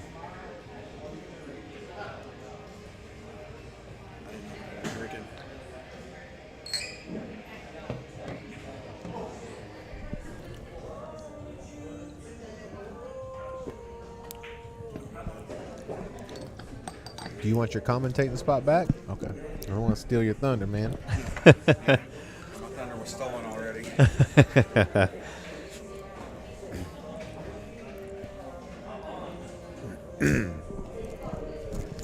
Still for nothing.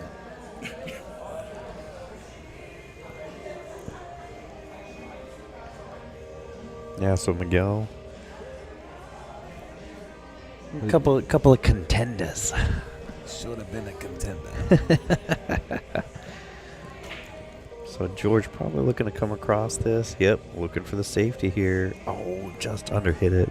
Yeah, and he may not like this next shot. Casey's supposed to play this bank towards the side and come back under it a little bit to play the 6 out. Mm-hmm. If the 5 happens to go. Just like that. Oh, he hit Just that like very that. well. Now this shot here, do you play to make this or do you play to stick it to the 9? Depending on the angle. If he's got the angle to stop it right behind the 9, I'm going to play the safe. But if he doesn't have the exact angle, just go ahead and shoot it.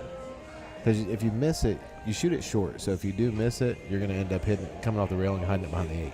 Ah, I gotcha. Okay. Just like that. He hit a little hard, but had his cue ball stopped in between the 8 and the 9, which is the more ideal spot for shape on the 7. He'd have a safe. Oh, I see what you're saying. Yeah.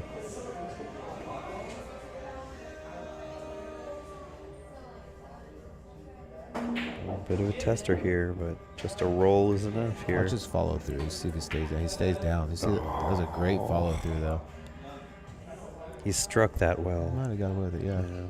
Unfortunately, he didn't hit his target, but he struck that very well.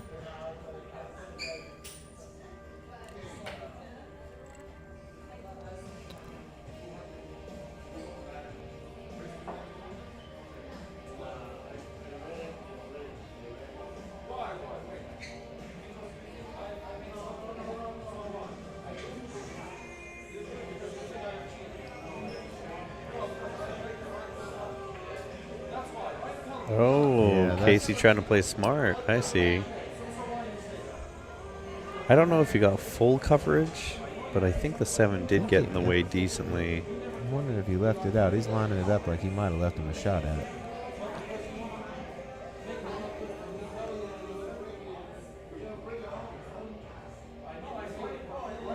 Let's see. Sure did. Left him the whole ball.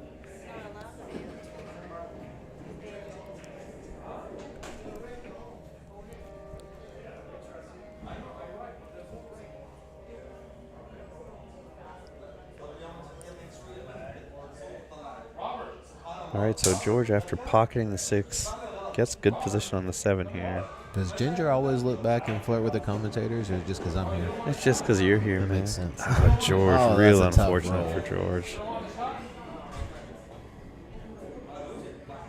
Just had to give her that shout out for when she comes back and listens to this later.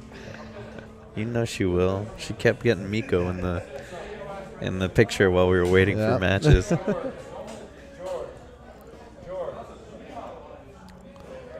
Hey, Miko has pictures with more pool trophies than I do. Man. Oh man, what's that say about our pool careers? For those that don't know, Miko is Ginger's puppy that she carries around in the puppy baby's stroller, and literally takes this dog everywhere. Everywhere. Hi, Robert. How are you, sir?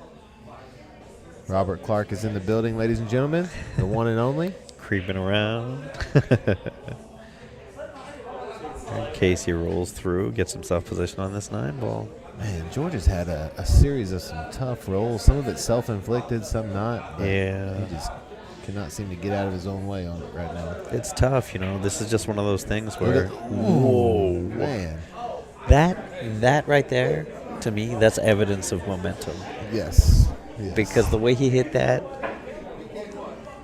I hate to say it, but that was a solid 50-50 for a scratch. But the fact that it crept away from the pocket. Yeah, I mean, George shot a very similar shot, scratched on it.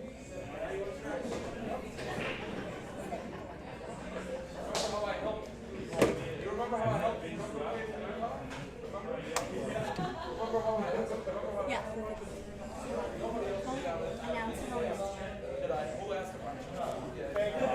Jessica Salinas won a match 7-4. I don't know who she played. I don't either. She doesn't know either.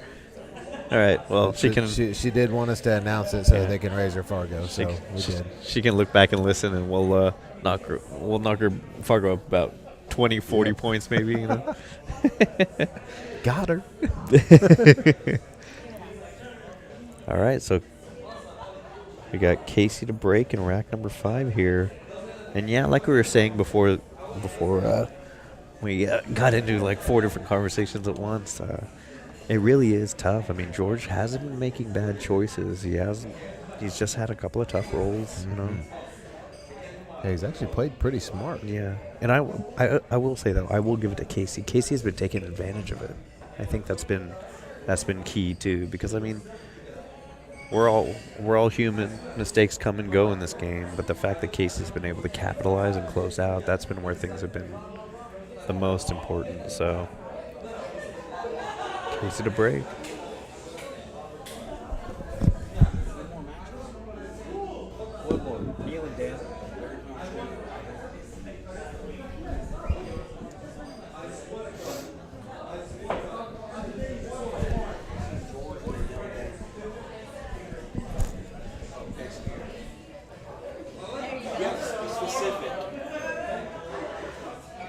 All right. That's yours, right? I think so. Okay, Casey breaking, making the 8. Oh, wow. Good solid break. Unfortunately, the 1 ends up on the middle of that top rail.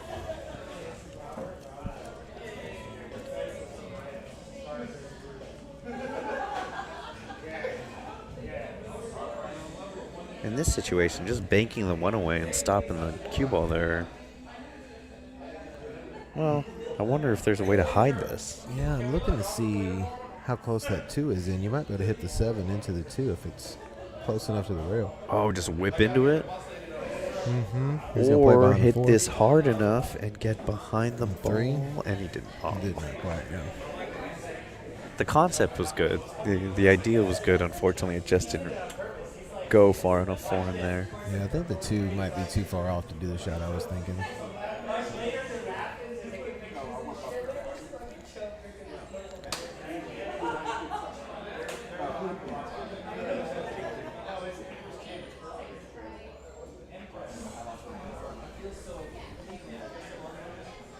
All right, Casey's coming to the table with a shot at the 1 in the corner and the 2 in the corner. So it looks Yeah. like the 3-6 is the biggest issue here. 3-6 is the biggest issue by far. If he can combo the 3-6, makes position for the 5 to the 7 dramatically easier, but the 3-6 combo is the hardest part here. Yes. He's got to control that 3 ball. Left himself at a good spot to get to it. I'm assuming that's where he's going to go. Oh, get the bump. There you Got the go. bump. Perfect.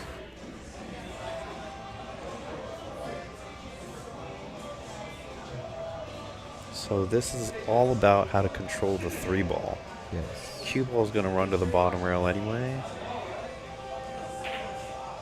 Oh, punched it a little too hard there. I like the way he went about it. He just got a little too aggressive on it.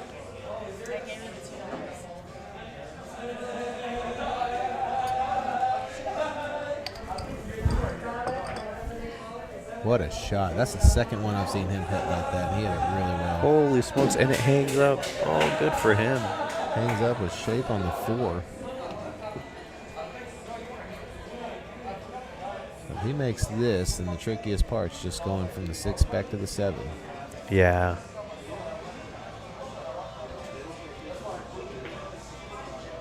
Oh. Left it pretty good. Tough. Really, really tough.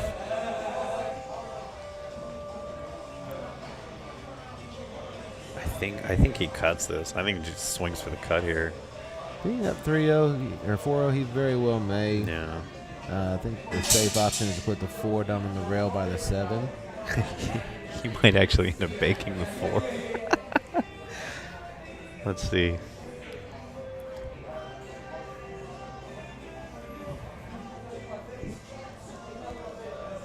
He's digging at this He thing. does look like he's trying to bank it. Ooh. You know, that little rub on that 7 would have been perfect, too. Yeah, it would have. So the 7 ball just got real big for this shot, though. You have to play to run into the 7, I think. Yeah. Oh, and he does it well. He did it well. Considering what he was left with, I think he played that pretty well. Swing or bunt? Swing. Oh. That's a little bit of the pressure being down coming back to you right there. That's true. I mean, this is a tough place to be in this set. Yeah, you want to play it so perfect and pocket the balls, but he's missed them by quite a bit. This is a good safety opportunity for Casey to control it from here. Or just fire away. Played for the cut. I mean, I guess that's an option. That's you're at 4-0. You're swinging. Yeah, I agree. I think that was just he's right there. Heat check. Yeah. But this could be a big window for George to get back in the game. Yeah, you never know. I mean, it is odd to think wow, about. look at this What? roll. No, get out of here. Man. Get out of here. Somebody call the police. This guy's getting robbed.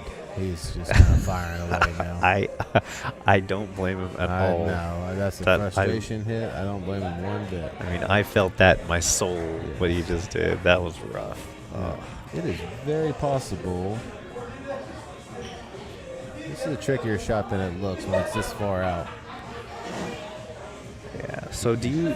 I played this bottom left and Okay. come out 2 rails back out.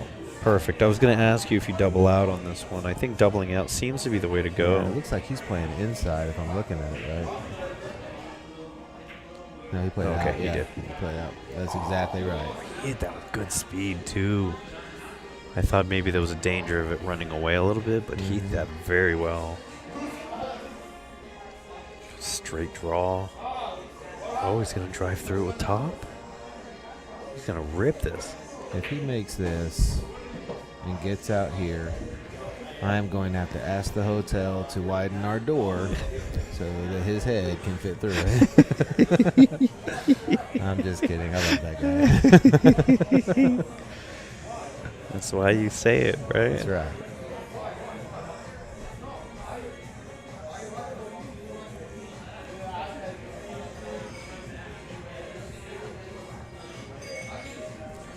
Casey going to take an extra second here.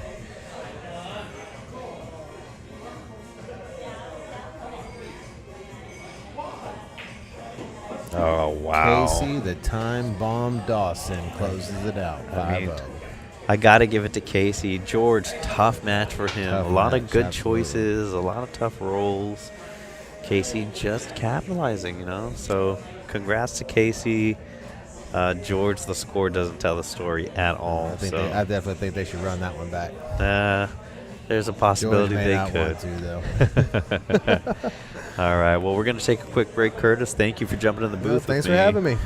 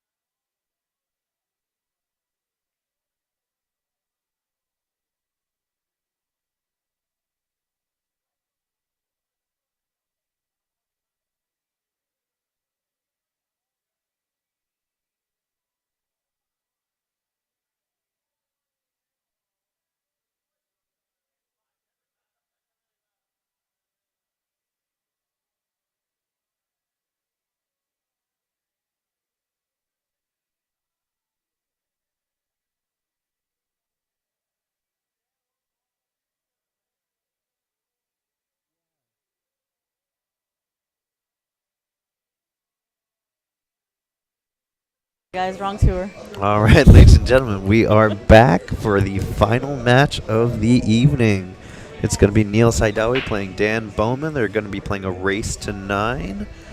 This is Blake Kamyap in the booth with DFW Pool TV here at the 5th stop of the DFW 9-ball tour. I want to go ahead and welcome my new co-commentator to the booth, Ms. Jessica Salinas. Welcome to the booth. Thank you, thank you. So, Jessica, you played the first match of the evening. You played Freddie. Yep, Freddie Ramirez. And you guys ended up going to the Hill Thriller. Heck And yeah. you closed it out with that 9-ball snap. Congrats to you for your win there. Thank you. It was exciting. Oh yeah, to get there like that is a heck of a race. Both of you played very well. Yeah, I was down the whole match. Came back at the end. Yeah, talk about chasing it. All right, so we got Neil playing Dan. Dan shooting here, sneaking the 3-ball in. Good shot. Good line here for this 4-ball. That 5 is an awkward place, but I think just a simple stun can hold that cue ball in position. I'm gonna work in a bakery. They serve bagels. What is Dan in the tour? Dan, if I'm not mistaken, is somewhere in the 560 range. I mean, So they're even?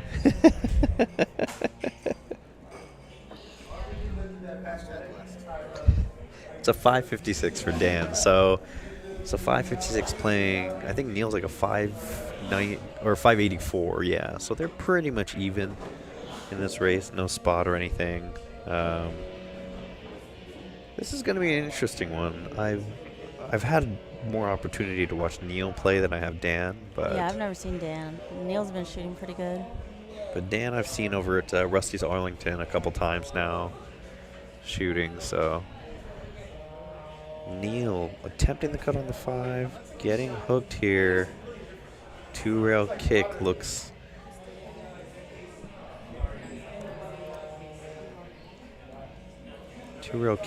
possible there. He kicked 2, but I don't know if he got a rail on that one.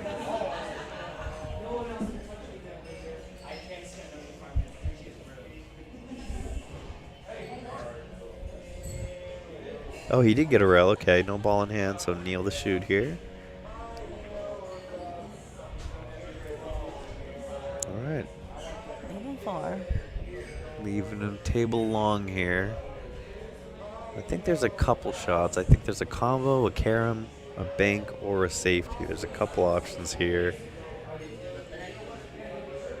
So he's going for the carom.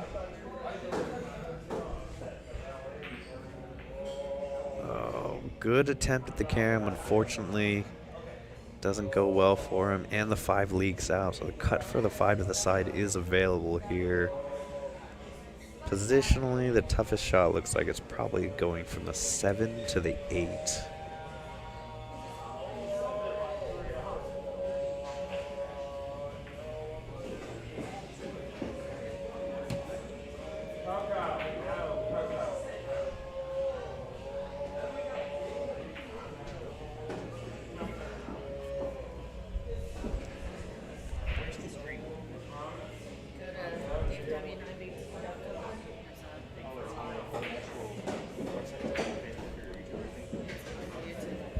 YouTube is DFW Pool TV, one word.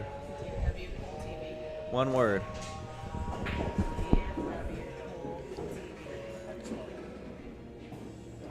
Casey, I shared it on my page. Both of them. All right, Neil closing out that rack. That was a nice out. Good out from him here. Going up 1-0. Dan to break in rack number 2.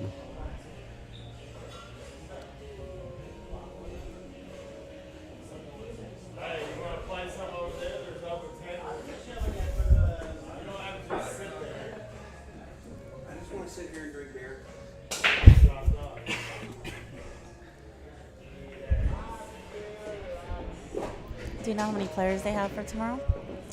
So the list is at 80 right now, but we're looking at fluctuation. It'll probably stay around 80. We might get some stragglers that make it 90. That'd be cool. That'd be nice. So what's the most they've ever had in one tour? Gosh, over 120. Wow. Big event. Big event. I forgot where it was, but it ended up being a very, very lengthy event. Did that have anything special going on, or was it just one of... It was just one of the stops. It was just one of the stops, yeah. Dang. I think a lot of people traveled into town for that one. I think that's why it was so big.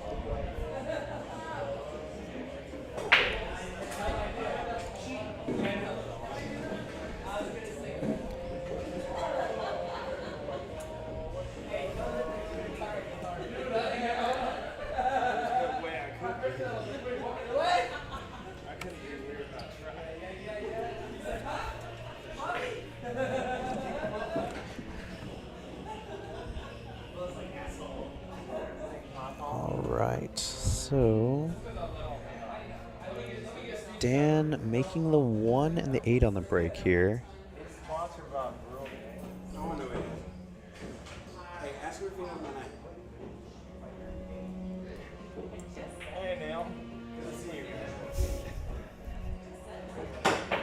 Oh, wow. Dan jumping over the 4-7. And the 2 hangs. Good attempt from Dan there. Nailed the shoot here. 2 is decently deep in the pocket. I think a kick is tough. A kick is kind of risky.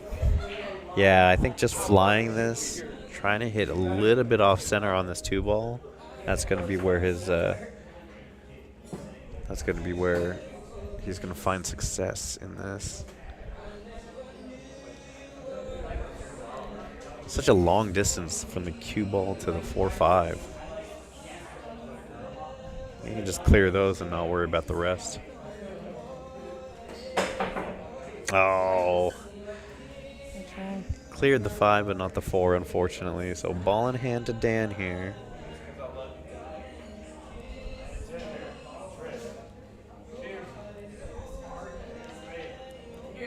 Cheers to Robert and tomorrow. Hopefully you snap it off. Yeah. Don't buy me. Don't buy me.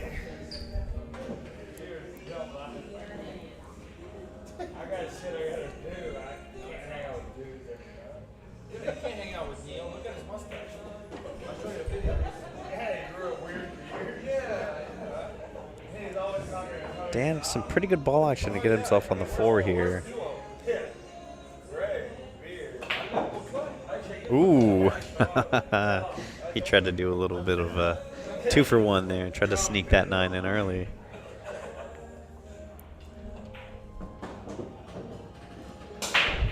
This is kind of the play tempo I'm expecting.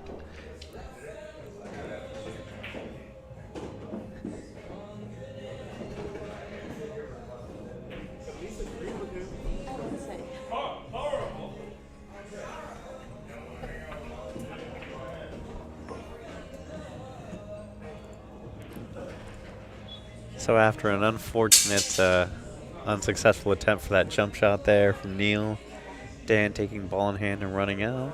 We're all square at 1s.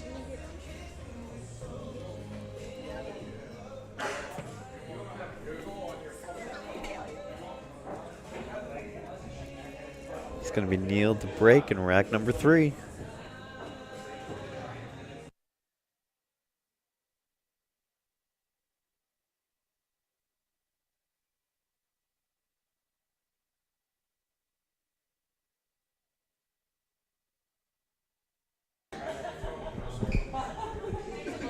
All right. Neil the break in rack number 4, or rack number 3, excuse me.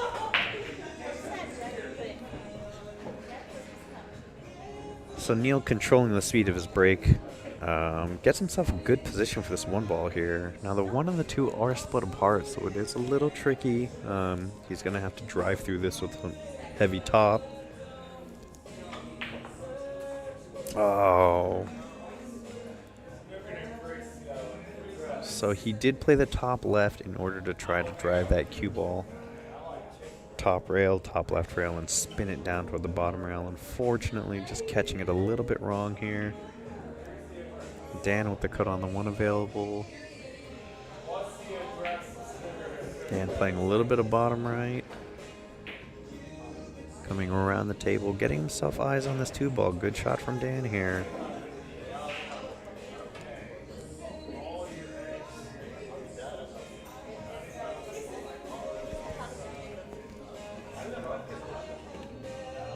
Unfortunately, just a heavy hit on that two ball with the deceleration caused that undercut, so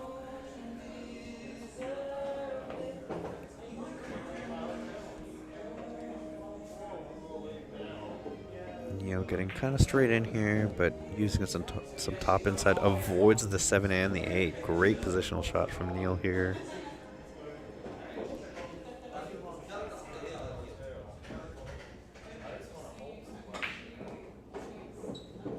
Again, another good shot from Neil here. Good stroke. Gets a little heavy, though. He got kind of tight on that 4 ball, so he's going to have to...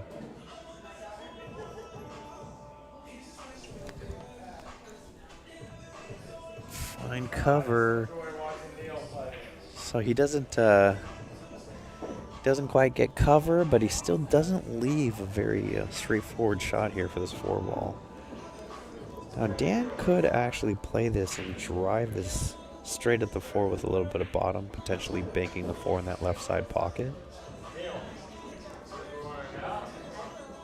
Okay, Dan opting to play the safety here. Gonna force Neil to play the kick.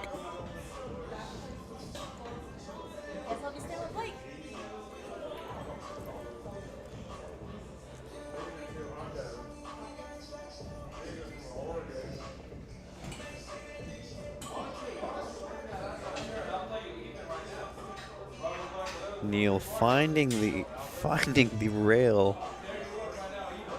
past the side pocket and getting the good hit. So nice shot from Neil. Dan is on the rail here, slightly off angle on this shot. It's still a very tough shot.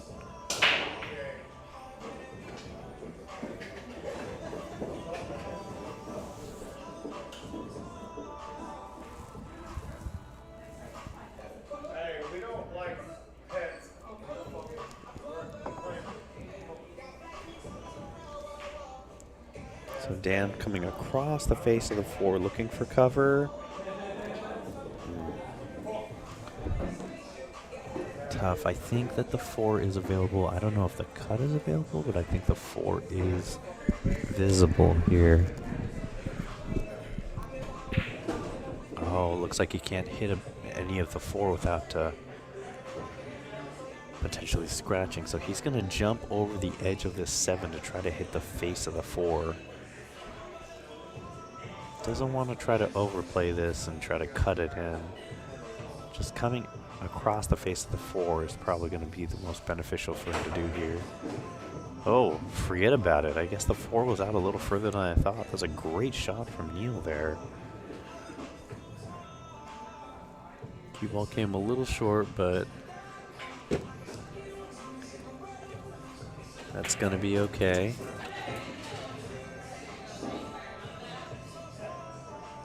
All right, and then I want to go ahead and welcome Mr. Jimmy Cole back in the booth. What's up, Jimmy? What up? Ooh, Neil, after a great jump shot to back cut the 4 ball, unfortunately hangs the 5 in the pocket.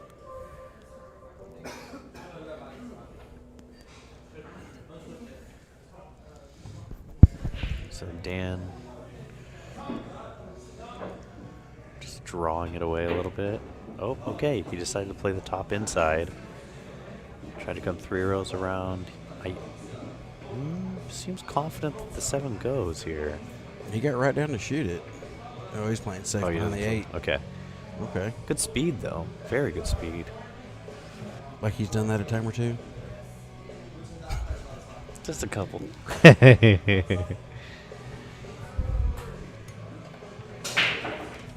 Alright, so Neil now looking to kick at that rail there. Okay, looking for a little bit of sugar So you here. hit the point and go in. Holy smokes, it went. Wow. I wasn't sure if it was going to go or if it was going to hang, but that ended up way different than I expected. Alright. Cut to the side or run to the corner. Oh, and he left it And, tough. oof.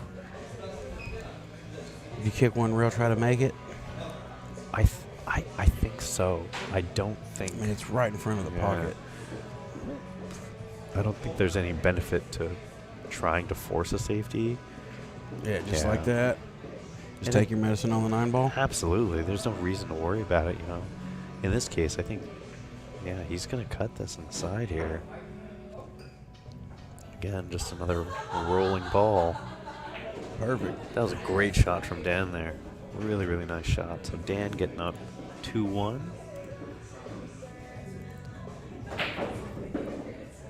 And breaking. Yep, Dan to break in rack number 3.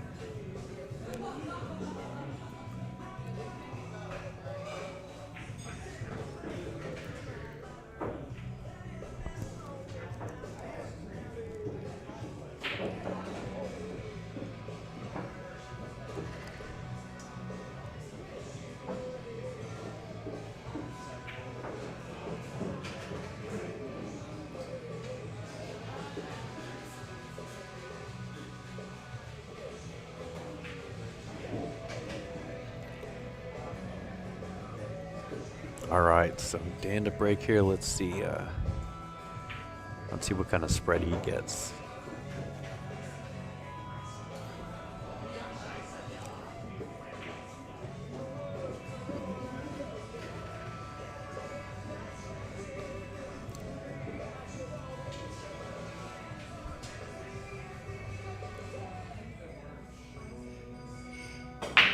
All right, playing the cut break. Wing ball goes. 6 ball goes as well. 1 ball is hanging in the middle of the table, or in the middle of the. I Rail, don't but- think that was the cut break. He came across the face on that. Did he come across it? Oh, Yeah. okay. I thought he. He broke from the right side and it went to the left side of the Oh, table. it did go left. Yeah. Yeah. Okay. Then he did come across the face. Yeah. Oh, well, Good cut. when you can cut like that and go 3 rails and land on the 2 ball, it doesn't matter, does it? Good shot from Dan here. Just draw it back and get an angle on a 3. Yeah, deciding to yank it back a little bit. I think he plays. He the might same just draw shot. this one back too. Yeah, I think this is. He can just kind of stroke this, and yeah, he's in a good place here. Now, the question is, what do you play here? I go 1 rail and out, give myself a little angle on the 7 to try to get above the 8, right above the side pocket to leave me 8 in the corner. I gotcha. Okay. So you float this? I was wondering if you'd stroke out You might go 2 rails to get on the 7 here. to. Oh, he needs that third one. He needs that third He one. hit that one a bit. He just barely got that third one. Yeah. Yeah, I see what you mean though. Coming to just center table, so he can play the cut and float it up. But he has the cut to the corner available here. And he floats it, and it stays oh, up. Gosh.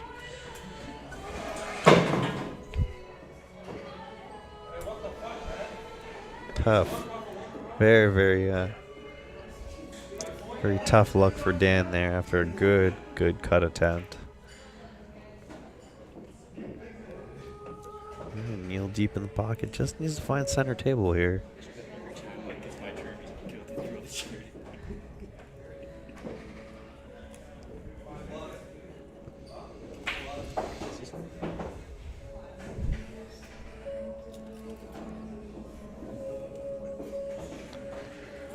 You know, Yeah, floating. that was always going to be hard to get a good shot. Yeah, I mean that's so hard to float it and hold it. That's just tricky.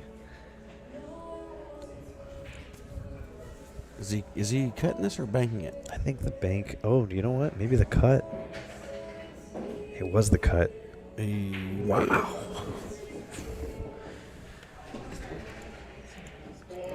Not only does he cut it, he cuts it at pocket speed. Alright, all square at twos.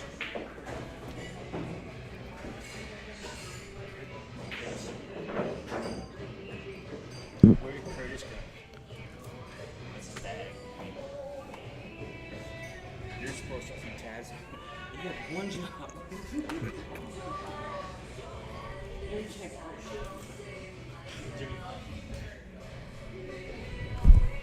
He's probably playing Robert. He's probably playing Robert. No, there's that accuser right there. Alright, Neil to break in rack number 5. Unfortunately, not pocketing a ball this time. A little bit of traffic at the bottom of this table here, too.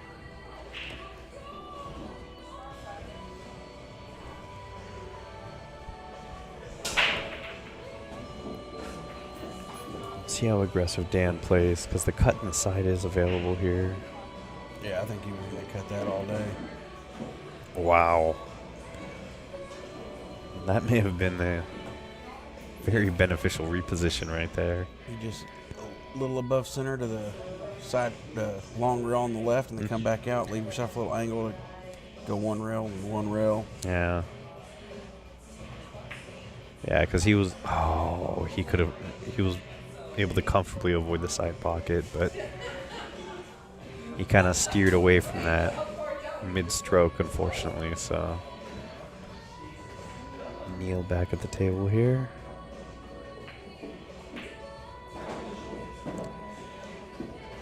Very nice. The key to this rack is going to be the 6 to the 7. Whoa, hello. Did he? Oh, he's okay, I think. He's just a little straight. He's going to have to jam this. Oh, didn't need it. Okay, all right. Oh, Oh, it looks like he got the wrong angle going away from the 6. yeah. Do you try to draw it past the 8, go 2 rails? No. Oh. Okay. You can just grip it and rip it. And he's in an interesting position here. He might be able to follow into the 8 ball here. Okay, forget into the 8 ball. At the 7 ball.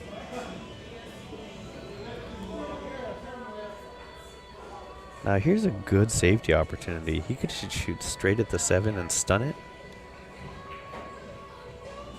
Perfect. Or play the combo. Good shot.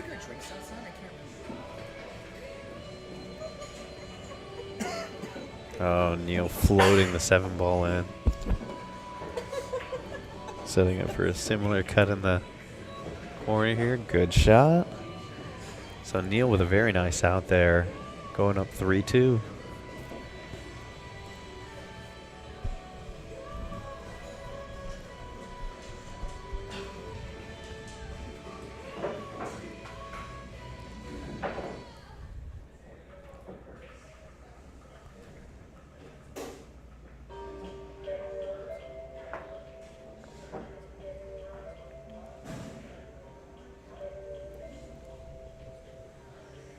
All right, Dan to break in rack number 6.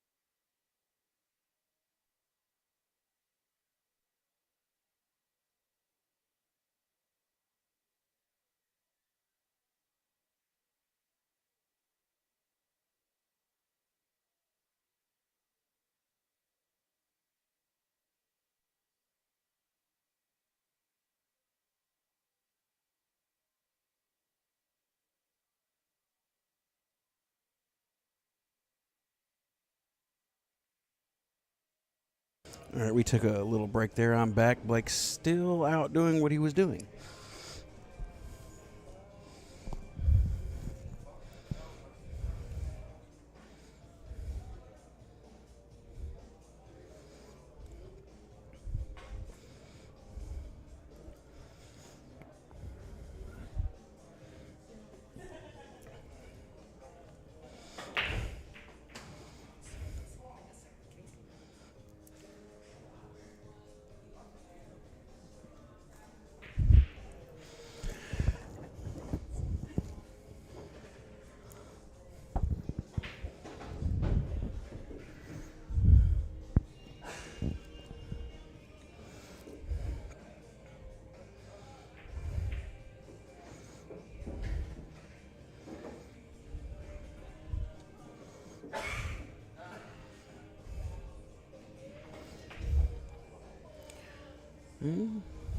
I think he can see the right side of the one ball. I don't know what he's going to do treetop like that, though.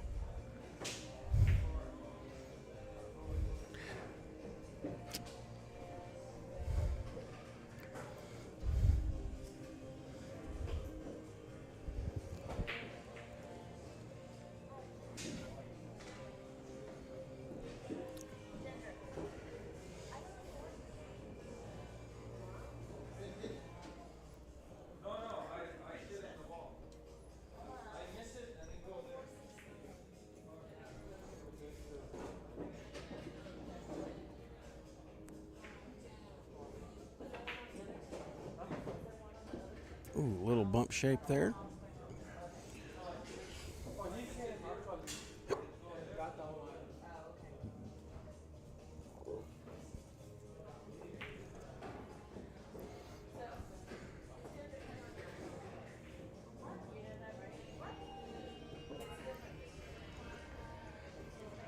Looks like he's going to shoot the 4 into the side with some top right and come back up to the top side of the 5, maybe.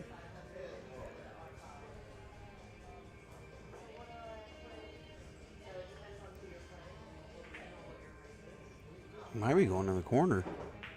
Nope.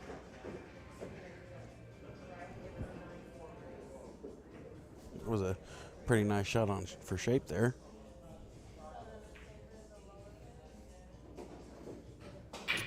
Now, gonna go to the rail and out.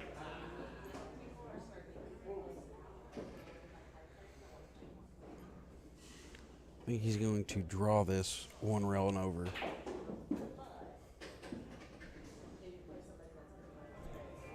You might have to play short side shape for the 9 ball.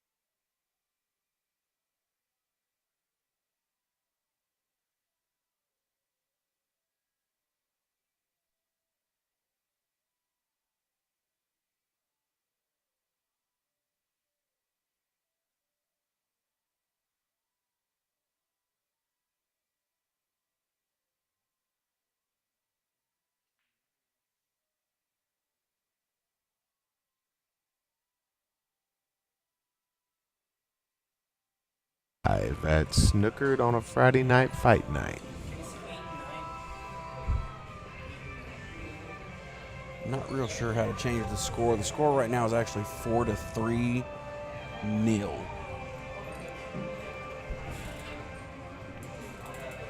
Neil is red, so I think it'd be like this, right? No, wait. Did that do it? No. Oh, that uses colors. Pretty colors, though. There it is. There it is. And Dan has 3. And Dan has 3. Look at this. Curtis 1 against the machine. 1 Curtis, 0 machine. Well, that's a good little cut shot. Looks like he's going to line up for shape on the side pocket there. So who do we have? We have Dan Bowman and who? Neil Sadawi. Neil is up 4-3 in a race to 9.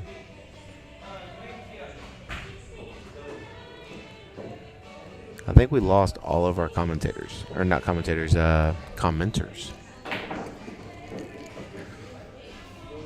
Well, he is hooked on the 3. What do you kick one rail at this? Long rail and back over? Or Let me take a look here. Yeah, I go for I typically will go the long way and, 'cause and it come gives back you to it. the chance to make the 5, right? Absolutely. And Yep. it causes less chance of that. I don't know if there is a right or wrong way sometimes on some of these 50-50 shots, right? And I try to think, how can I not scratch? Yes.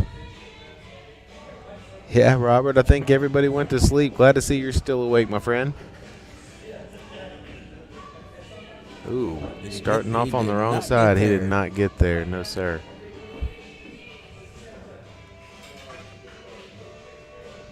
We're going to check with air traffic control.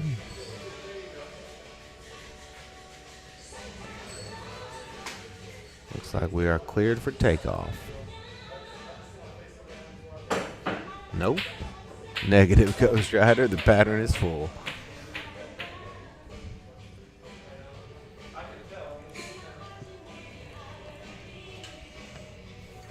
I cannot wait for Top Gun 2 to come out, by the way. I cannot either, man. Oh, my that goodness. Looks fantastic. The previews, they pump me up. If you haven't seen the previews, go ahead and start getting pumped up. If you're a Top Gun fan, I made my kids watch it the other day, just so when it comes out, they can appreciate it with me. It's so funny. You gotta be around my age, close to 40. Morgan's still here.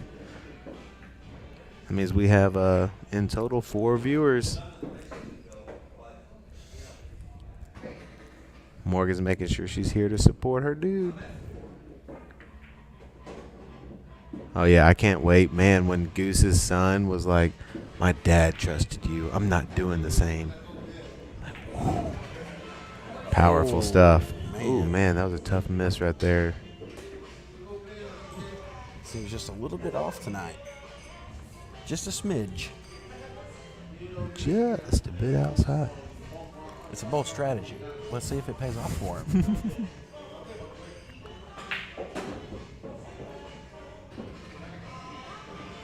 All right, so that puts Neil at 5-3.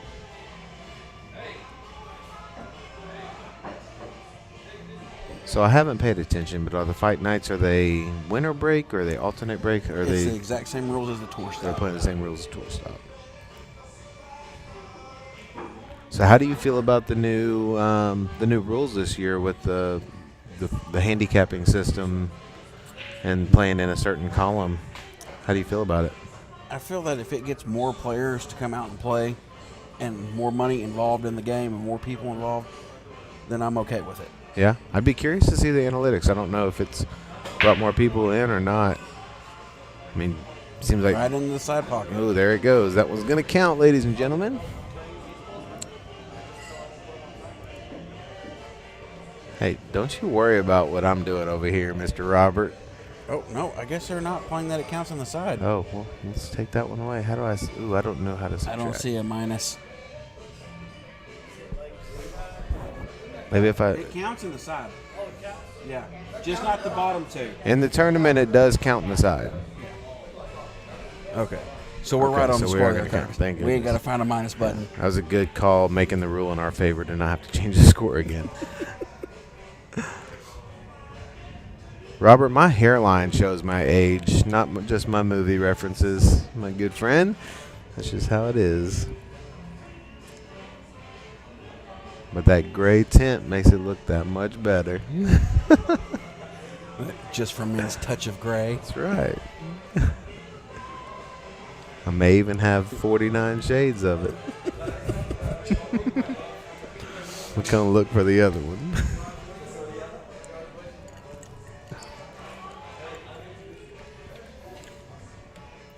Yep, here comes Blake. He heard me talking about 49 Shades of Grey.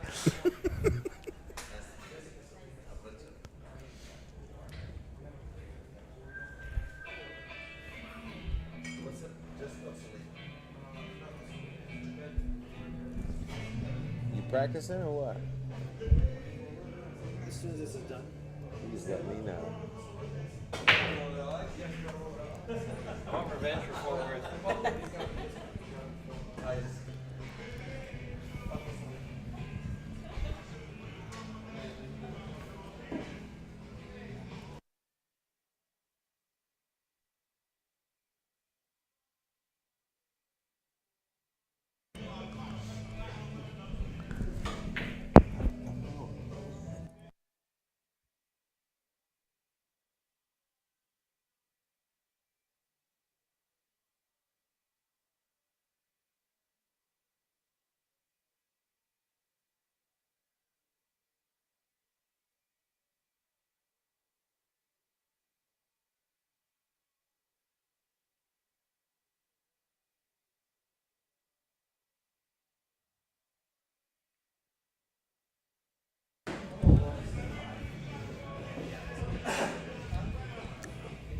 Do you know the Fargos of either one of these two? I do not.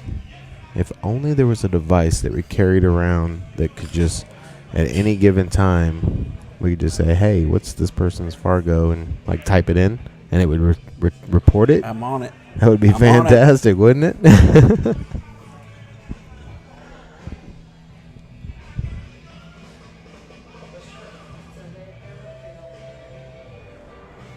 Didn't play a safe here. That was an interesting way to play that safe, and he hit it really well. I tend to hit it and try to come 2 rails out without touching, I think it was the 4 ball. Liable to make this one. Just enough roll. So Neil Sadawi. Oh, I think we just spelled it wrong here. He's definitely got a Fargo.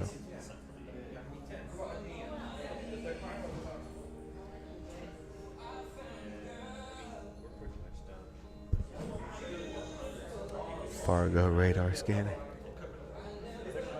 I think we might have his last name spelled wrong up here.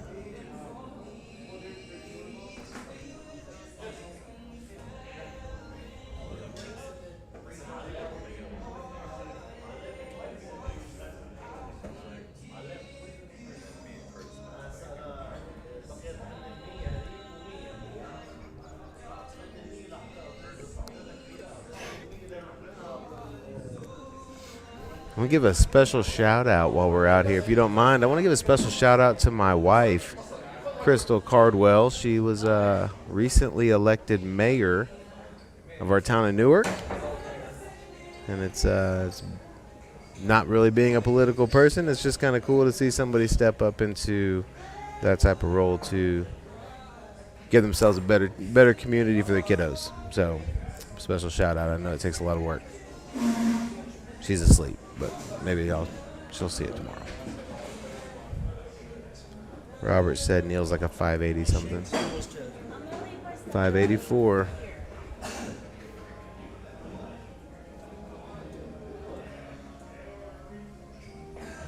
So gonna shoot this, come 2 rails back to the 6. Dan's a 556, okay. This gets to be a tricky shot sometimes. If you try to go in the corner, you have to hit it hard, and a lot of times you'll rattle out. So sometimes it's easier just to take your medicine, pop it in the side, nice and easy like you did, and have the angle for the 7. This just looks like a 1 rail back up center of the table for the 8. Yeah, I personally like to shoot it at a speed to go 2 rails back and forth, just like this right here. But I think he might get a 3rd rail. Yeah, why not? 3 rails for shape is even better. He left himself a little bit tough to get to the 9. Let's see how he hits it inside. Hit it really well. It's a good shot. I'd lay my paycheck. You don't miss this 9 ball. Ooh, man. What about a scratch? I'm just kidding. All right, so it's 6-4.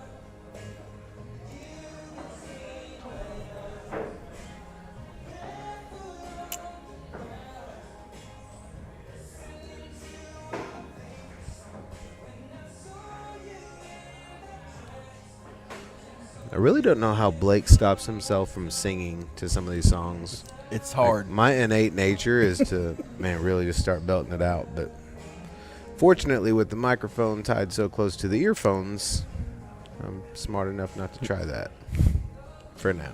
You never know, man. Maybe America's Got Talent. You know Just what I listen mean? in for I'm you. pretty sure I missed my calling. I've got a face for the voice.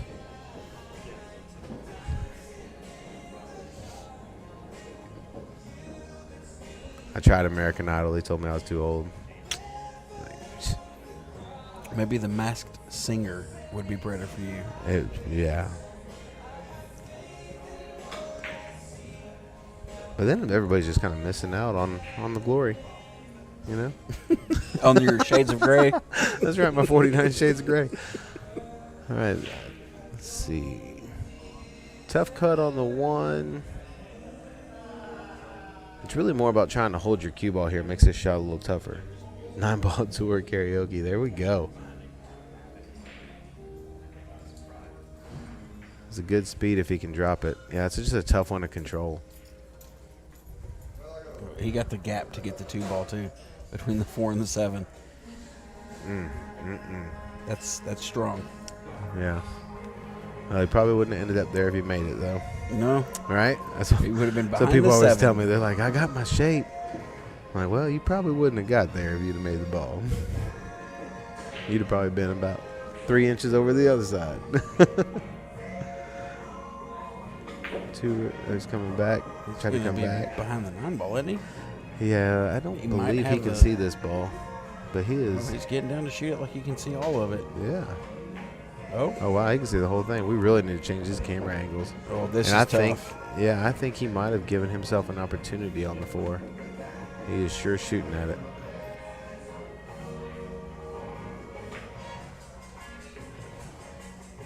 Ooh. I think Yeah, he that double, was he a double bad hit it. hit. Yeah, he double hit it. The cue ball came back and hit his stick.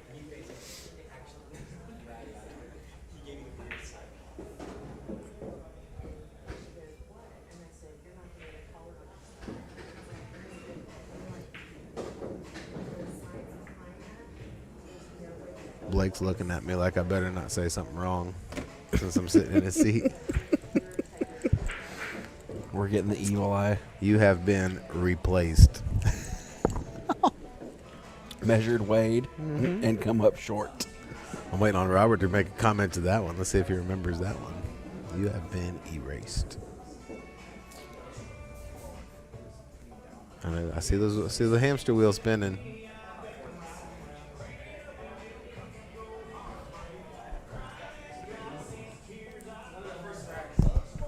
All right.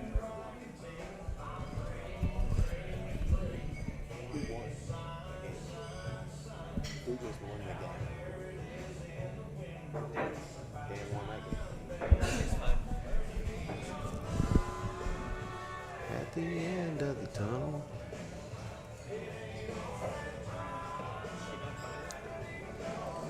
Six to 5. Dan is making a furious comeback right now.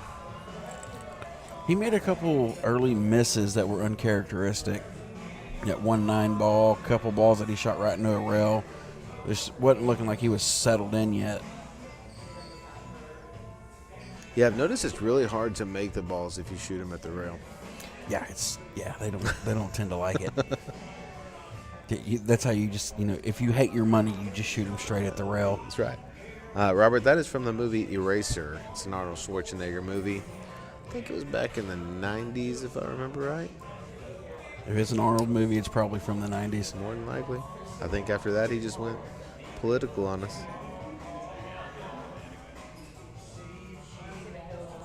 And you see how that's working out for California. I'm just kidding. Yeah, They're all moving working here. great. They're all here.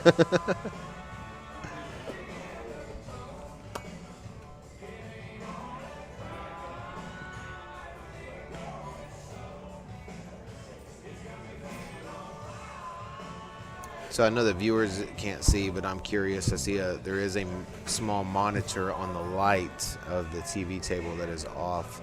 I haven't been to a couple of stops. Is that something new that we're starting to do? Are they going to show that table from maybe an I don't see a camera showing an overhead view. I'm not sure, actually. Curious what that is for. That would definitely be a Blake question. It's a Mr. Blake Kamiab question.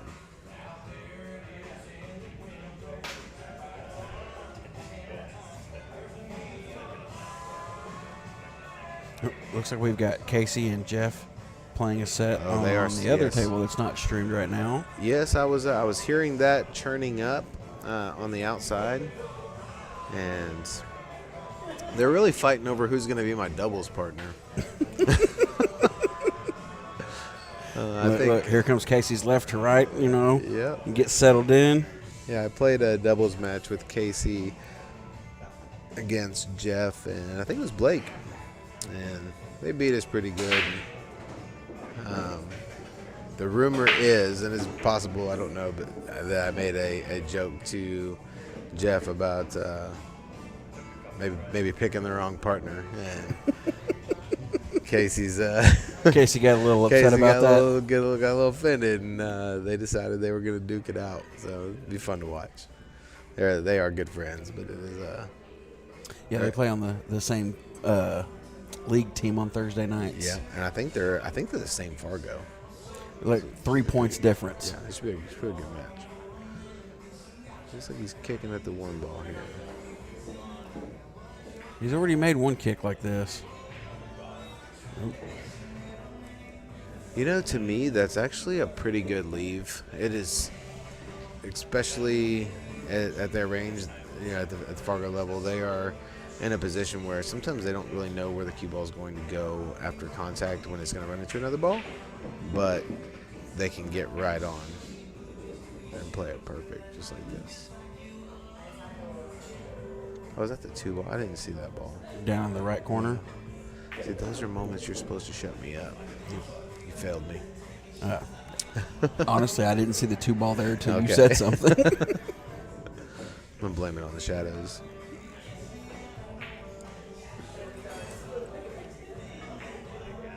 So he's trying to play above it. That's a touchy, yeah. Left himself a little hard. What do you do here? Do you I try to play it draw? I play it in the bottom right corner, and I just take my medicine and leave the cue ball against the side rail. Try not to leave it on the rail, but I just kind of slow roll it up. That way, if I miss it, I mean, he hit it with drilled so it. much confidence that was unreal, and that's probably how you're supposed to hit it. But me, you know, sometimes this game is a game of confidence, and if you're not practicing all the time, I can tell you, like, you know, my confidence on certain shots realistically has gone down a little bit. And so when I shoot, I'm more thinking of the two-way opportunities. So I had a very, very good pro-level player at one time asked me why I shot so many two-way opportunities. And I said, well, I've missed that shot enough times to know. He's like, yeah, but you're good enough to make it. So don't even think about missing it. Just fire the ball in the hole. So one of these days I'm going to be able to follow that advice and level up. It's good out. Don't scratch. All right. Let's go and make it 7-5.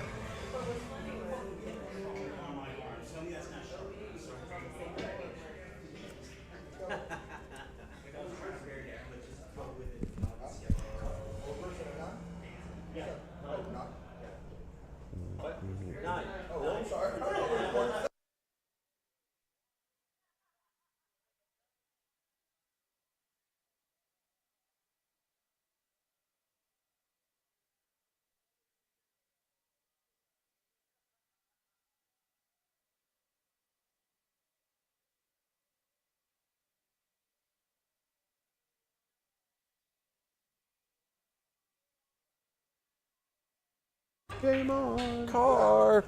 Car. What movie is that? Oh, Robert's going to tell you in just a minute. Game on.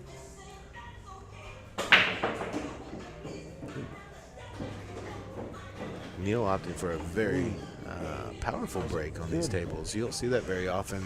He got a good spread, too, and to just roll up behind the two ball. All right, left that one.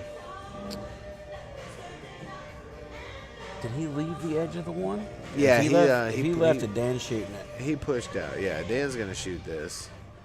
I think it's the player's choice if you decide to shoot this or play the safe. I think if Neil would have got it, he would have probably played the safe here. And you put the one on the side rail and the cue ball. Basically, put the 2 in the middle of the one in the cue ball.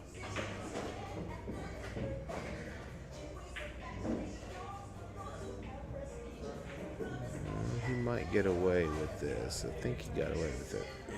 I don't think you want to try to go off of the right side of the ball. Definitely can't do that on this one. I can't tell from the monitor if he's got enough to hit it flat in the face. He's gonna kick at it. Kick at it, yeah. Soft kick. That's a great shot. That's actually a good shot.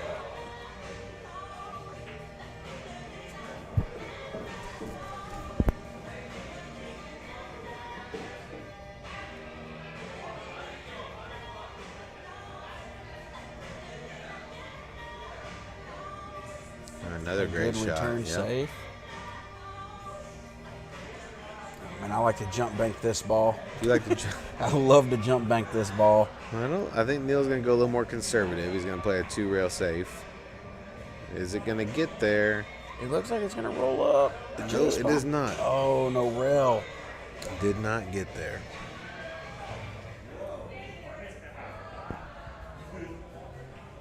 On those shots, I think Neil's just going for separation. And sometimes you don't factor in that you got to hit it hard enough all the way down to get. Yeah. You're just really just causing separation and thinking it's going to hit a rail. And they're all open. I would expect Dan to keep it simple and get out here.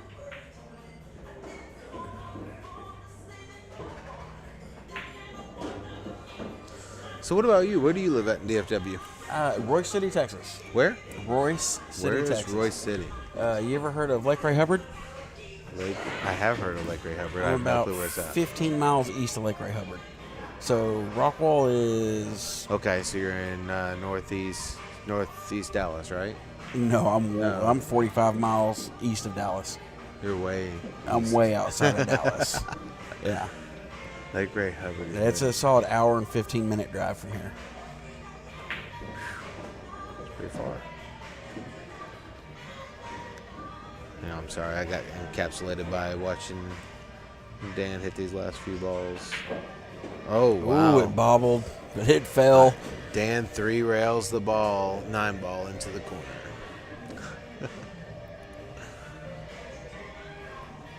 It's out past Rockwall, yes.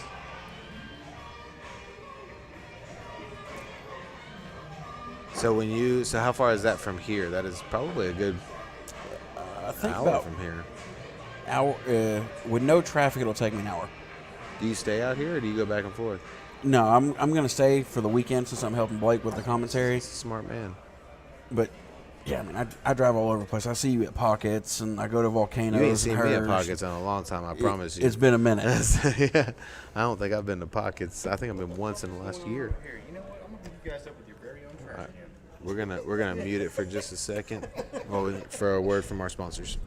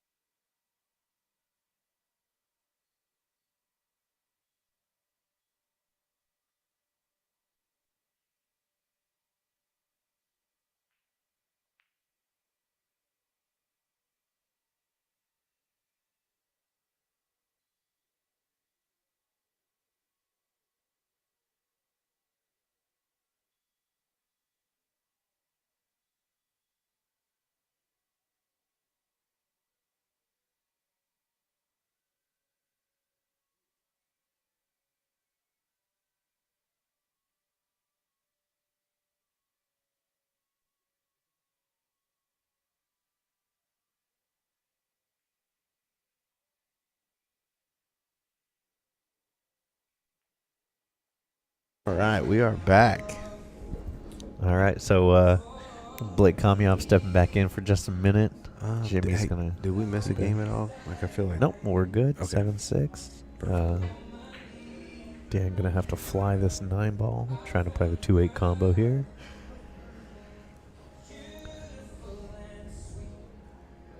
Looks like Dan.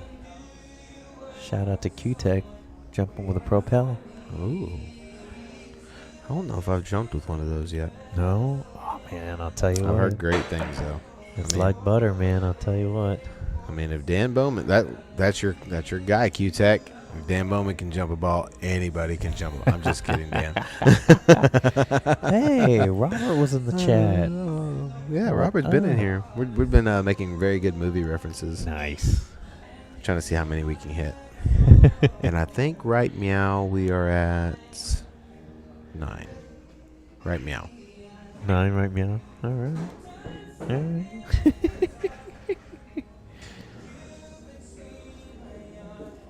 Don't worry, Robert, you're not losing it. We randomly mute and unmute the Yeah, the stream. yeah, he knows that one. Come on, say it, Robert.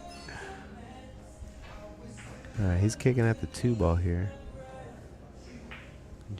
Oh, just a little short on that. Just a bit outside.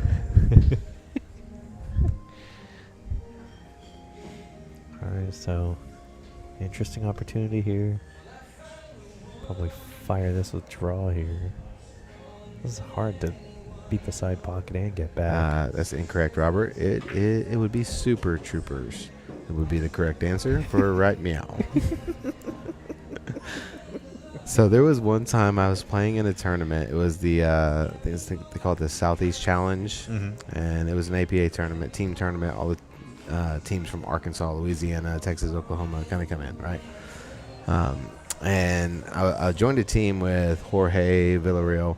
It was Keith Aiken's team. Keith Aikens had just broke his arm or something, and he recommended me to go play with him, right? Oh, okay, yeah. So I had never met these individuals, and they ended up being some of my best friends. But when we were playing, the entire time, like I was making like Super Troopers references, and I would say I was like, you know, come on, meow, like stuff like that, like the whole time, right?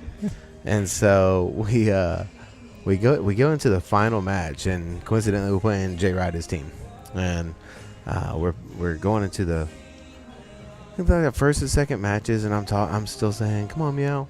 And the 2 Mexican girls on my team said, that is so cute how you're trying to say mija, or I think it was like mija, like they thought I was saying.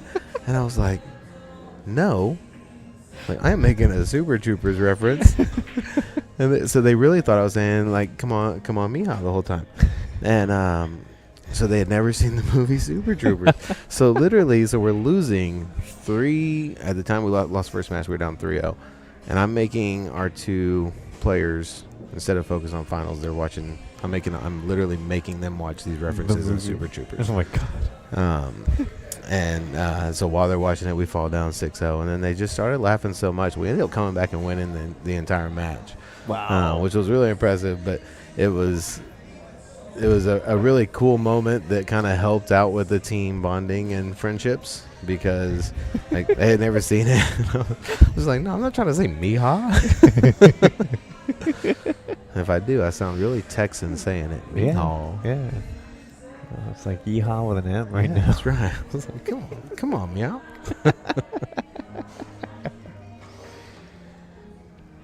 Oh, good attempt from Neil there. This ball can be tricky coming out from the 7. How do you hit this shot on a normal basis? Do you just play it with bottom left and try to drift up for the side? Maybe dead left, yeah.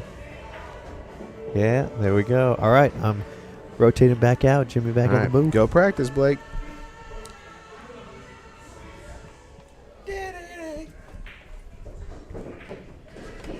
Good shot. Danielson making a full comeback. Who played this song?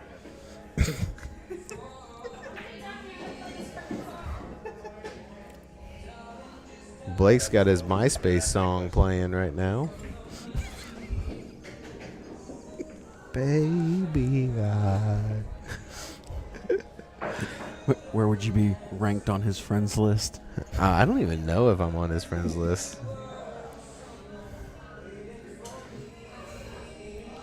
Me and Blake are just becoming like social media official friends. Oh, okay. Yeah, we're Okay. still in that phase of the friendship.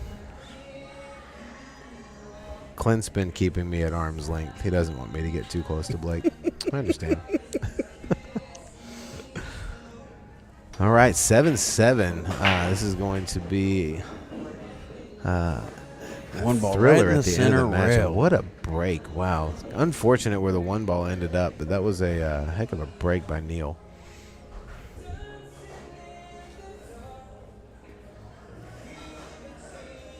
Tom approves. That was my my very first Facebook friend. Oh, Oh, he wow. woofed Completely it. missed the ball. Yeah, me and Tom go way back. He was my first Facebook friend. Yeah. I don't think I've ever had a I loaned- MySpace. I loaned him that white shirt.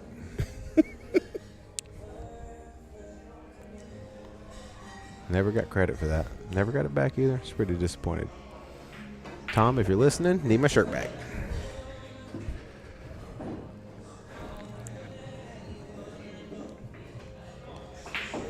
Oh, hit that a little too hard. Got the wobbly bobbly. Yes, you know, that's something I noticed. I was hitting the balls a little bit earlier, and on these tables specifically versus playing like at Rusty's on the diamonds, I don't know why, but the harder you hit the balls on here, the more times I've rattled it here. I rattle balls here more than any other diamond tables I play on. Not You really think maybe these pockets are just a little bit, have a little bit deeper shelf? I've never asked. It's very possible. But you definitely have to play a lot of pocket speed type shots. I'm not good at that. I Yeah. like to grip it and rip it. If you can hit them smooth and hard, they kind of rattle and fall in. But I've learned to not overplay shots too much on these tables.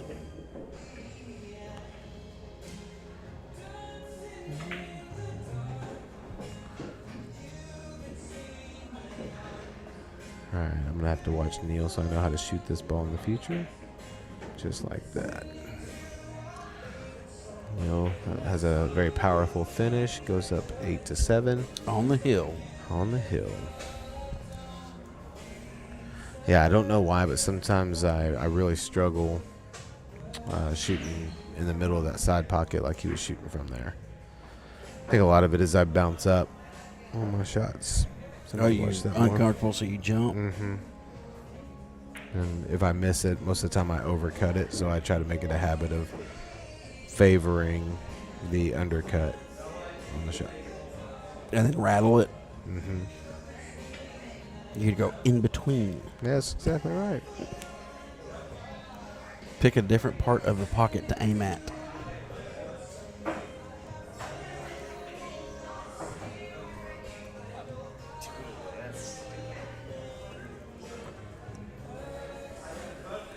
Can Are you tell what playing the- tomorrow? I am playing tomorrow. Can you tell what the score is with Jeff and Casey? I saw Casey walk out just a second ago.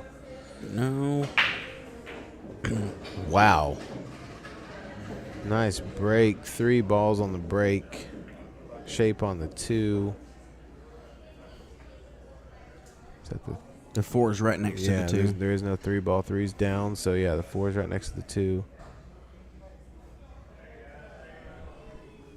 If he needs to get to the 5 ball, it looks like the 5 goes in the side.